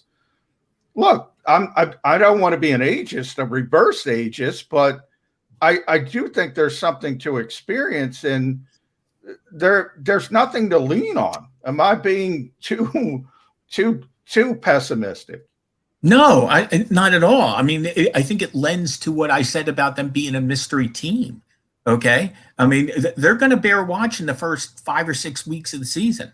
Okay. Because they're going to make mistakes. And I'm sure down in Philadelphia, which is my hometown, by the way, and so on, the first sign of weakness or a bad call or a questionable call, everybody's going to kind of jump on all over it and so on.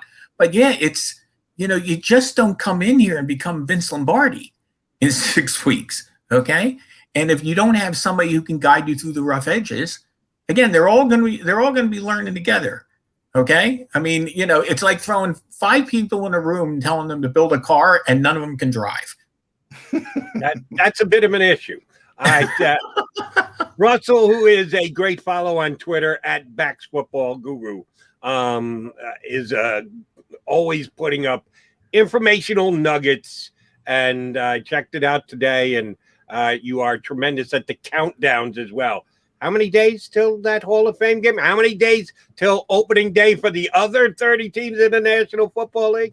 Well, 91 days till the NFL season opener, so that's Kevin Green, okay? And 56 days. I don't have to tell you who 56 days is until the Hall of Fame game. Unfortunately, know that number pretty well. Although, you know what's funny? I actually got retweeted by the people who run Andre Tippett's account today. He was a great 56. He's in the Pro Football Hall of Fame, but of course, Lawrence Taylor and so on. I appreciate that. I have fun with the countdown. I'm going to throw Chris Dolman out there. He's on there. I don't just do one, John. I'm pretty thorough. And the thing I get more of a kick out of anything now is watching the former players who I tag retweet it and then follow me. Like yesterday, Dwight Stevenson follows me. Okay. Carl Banks follows me. Take your pick. Different guys. Chad Brown, the old Steelers linebacker, and so on. Seth Joyner, who I've gotten to know a little bit, at other things and TV and golf tournaments and stuff like that. As soon as 59 comes up, out it goes. And now that some of these numbers are better than others. 75, 88, number 12. I haven't gotten Tom Brady or Terry Bradshaw to follow me back yet. So. I'm surprised Tom hasn't followed you. Keep working on it. He's a social. Yeah, he's a social. I'm going to give you a countdown, a local Philadelphia countdown. It's 5, Russell, and 5 is a big number because in 5 days, Nick Sirianni turns 40, and with that, I assume comes great wisdom when he turns over to 40 years old. There you go. I mean, I was just kind of flip-flopping between Joe Flacco and Donovan McNabb there. So that makes more sense. Or Paul Hornung. Yes. There's been some pretty damn good 5s. Russell, great stuff. We appreciate you coming on with us. We will tap into your insight again that much more as the season plays along. Hope you enjoyed your time here on Birds 365. We are going to suck you back in again. Thanks, buddy. Absolutely. A lot of fun again, John. It's a pleasure to meet you as well. Thanks, Russell. Russell Baxter, NFL columnist, has been doing it for decades and been good enough to hop on my radio shows. We will now drag him in on our YouTube shows as well. You're okay with that, right? You're okay with Russell? Yeah, love Russell. Love a historian. Russell's an historian. That's my wheelhouse. Every year I did the NFL draft for whatever radio station I was working, mostly WFAN, a couple times WIP.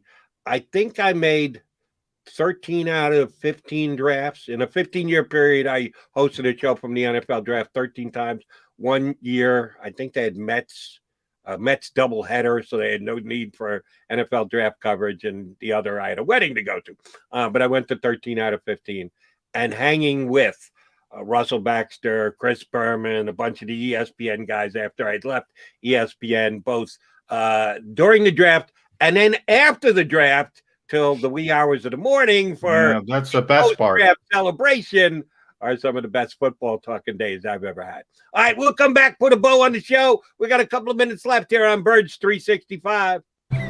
I get scared sometimes. Of a lot of things. Joining in. Decisions. The dark. The dark. But I once heard someone say, But as I always say, it's okay to be afraid. as long as you face the fear. And keep moving forward. Wherever you are in life, count on the name trusted in insurance for over 80 years. Independence Blue Cross. The savoring taste of a good bag of beef jerky is so enjoyable at any time of the day, as long as you can find it. Here's what we suggest. Pure Bull beef jerky is our answer, and soon it will be yours. Locally produced in the Philadelphia region, this high-quality, healthy protein snack is easy to secure. Go to steersnacks.com, and you'll see hot garlic, tropical heat, Pure Bull dry rub, and our favorite, Huck and Fod. What's that? Huck and Fod. Go now to steersnacks.com. Welcome to the Wildwoods, the perfect place where you can safely do everything or nothing at all. Catch a wave, take a nap, go for a drive, grab a bite. It's your vacation, and we're doing everything we can to make it a safe one. The Wildwoods. Your vacation, your way. The International Brotherhood of Electrical Workers, Local Union 98, is a proud sponsor of The Labor Show with J. and Krause every Saturday night from 6 till 8 p.m. IBEW Local 98's highly trained and superbly skilled electricians are the best in the business, setting the highest safety standards in the electrical industry. So when you're planning your next industrial, commercial, or residential project, choose an IBEW Local 98 union contractor. Learn more at ibew98.org.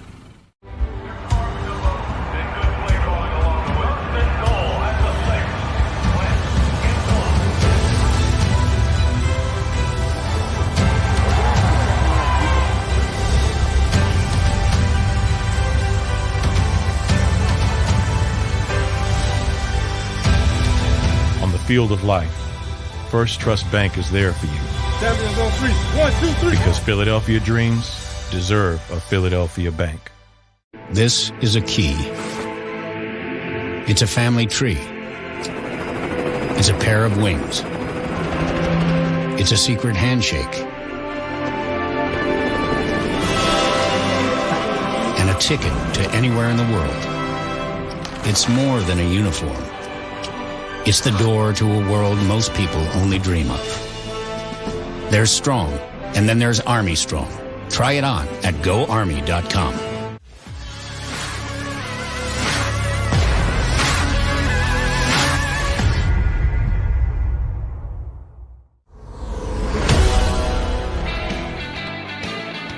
Coming down the home stretch of a Birds 365 gathering, Jody McDonald and John McMullen. Wounded Warrior John McMullen, who we found out on today's show, has had not 1, not 2, not 3, not 4, not 5, but 6 knee surgeries.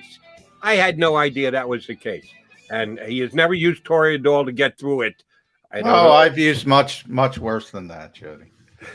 Much worse. Have you ever gone to cannabis to kill the pain? No, but not for the reason you think. I'm like, I don't care what anybody. I don't like smoking. I don't smoke. I don't like inhaling anything. Now there are edibles now, so I can go that route. Yeah, but I got too much work to do. I got 75 jobs. If you're going edibles, you're going actual gummy bears. Is that what you're trying to tell us? That your choice of edibles is something with a little bit more sugar in it, perhaps? I mean, if you want to go throw some my way, I'll try it. I'll work on that. I've got contacts. We'll see if we can make that happen. All right, there we go. All right, we thank Russell Baxter for coming on.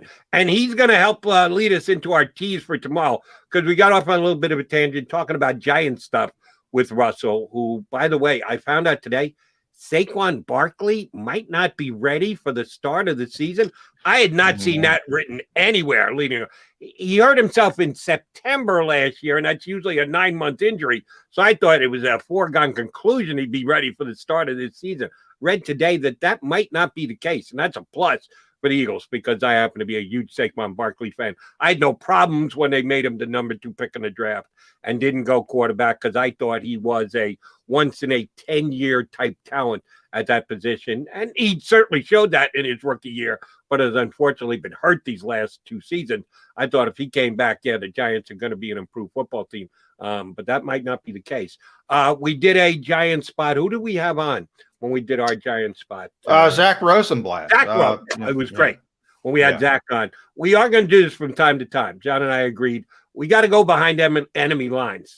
We had our buddy Chris Russell on to talk Redskins last week, and he gave us some inside information on Ryan Kerrigan. Ryan Kerrigan, the newest Eagle defensive lineman, who wasn't saying as much up here, but down in Washington, Chris was getting good information on how he may be used this upcoming season.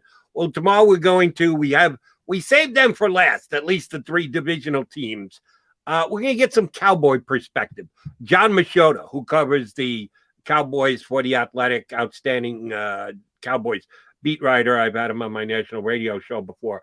Good dude, knows his boys in blue and the star on the helmet real well. Do you know John at all? Don't know John at all, but I'm excited. Got into a little Cowboys with Russell there at the end. That offense, man, I'll tell you what, it looks pretty impressive on paper. We'll see how it's shaping up with John. All comes down to Dak Prescott and his health. I thought there was a better chance that Dak wouldn't be ready for the season than Saquon Barkley, but apparently that's not the case. So tomorrow, John Machota of The Athletic is scheduled to join us as our Behind the Enemy Lines spot. So we will be back in 22 hours. Johnny Mac, you don't have any surgeries on your knee scheduled today, do you? Yeah. No, I haven't. By the way, well, they told me I should get a knee replacement. I'm not doing that, Jody. Not doing it. So I'm fighting through it. So I need some Toradol. Anybody out there with some Toradol? Anti-inflammatories. I'll work on the edibles for you, but edibles or not, I don't want any part of edibles. That means I'll sleep through the beginning of the show again. Not happening here, but John can do that. He's allowed to sleep through the beginning of the show at least once so he get even. I want to thank everybody for tuning in. We'll be back in 22 hours right here on Birds 365. If you missed any of today's show on the JAKIB Media channel, listen to the podcast on your way home. Available on YouTube, Apple, and Spotify.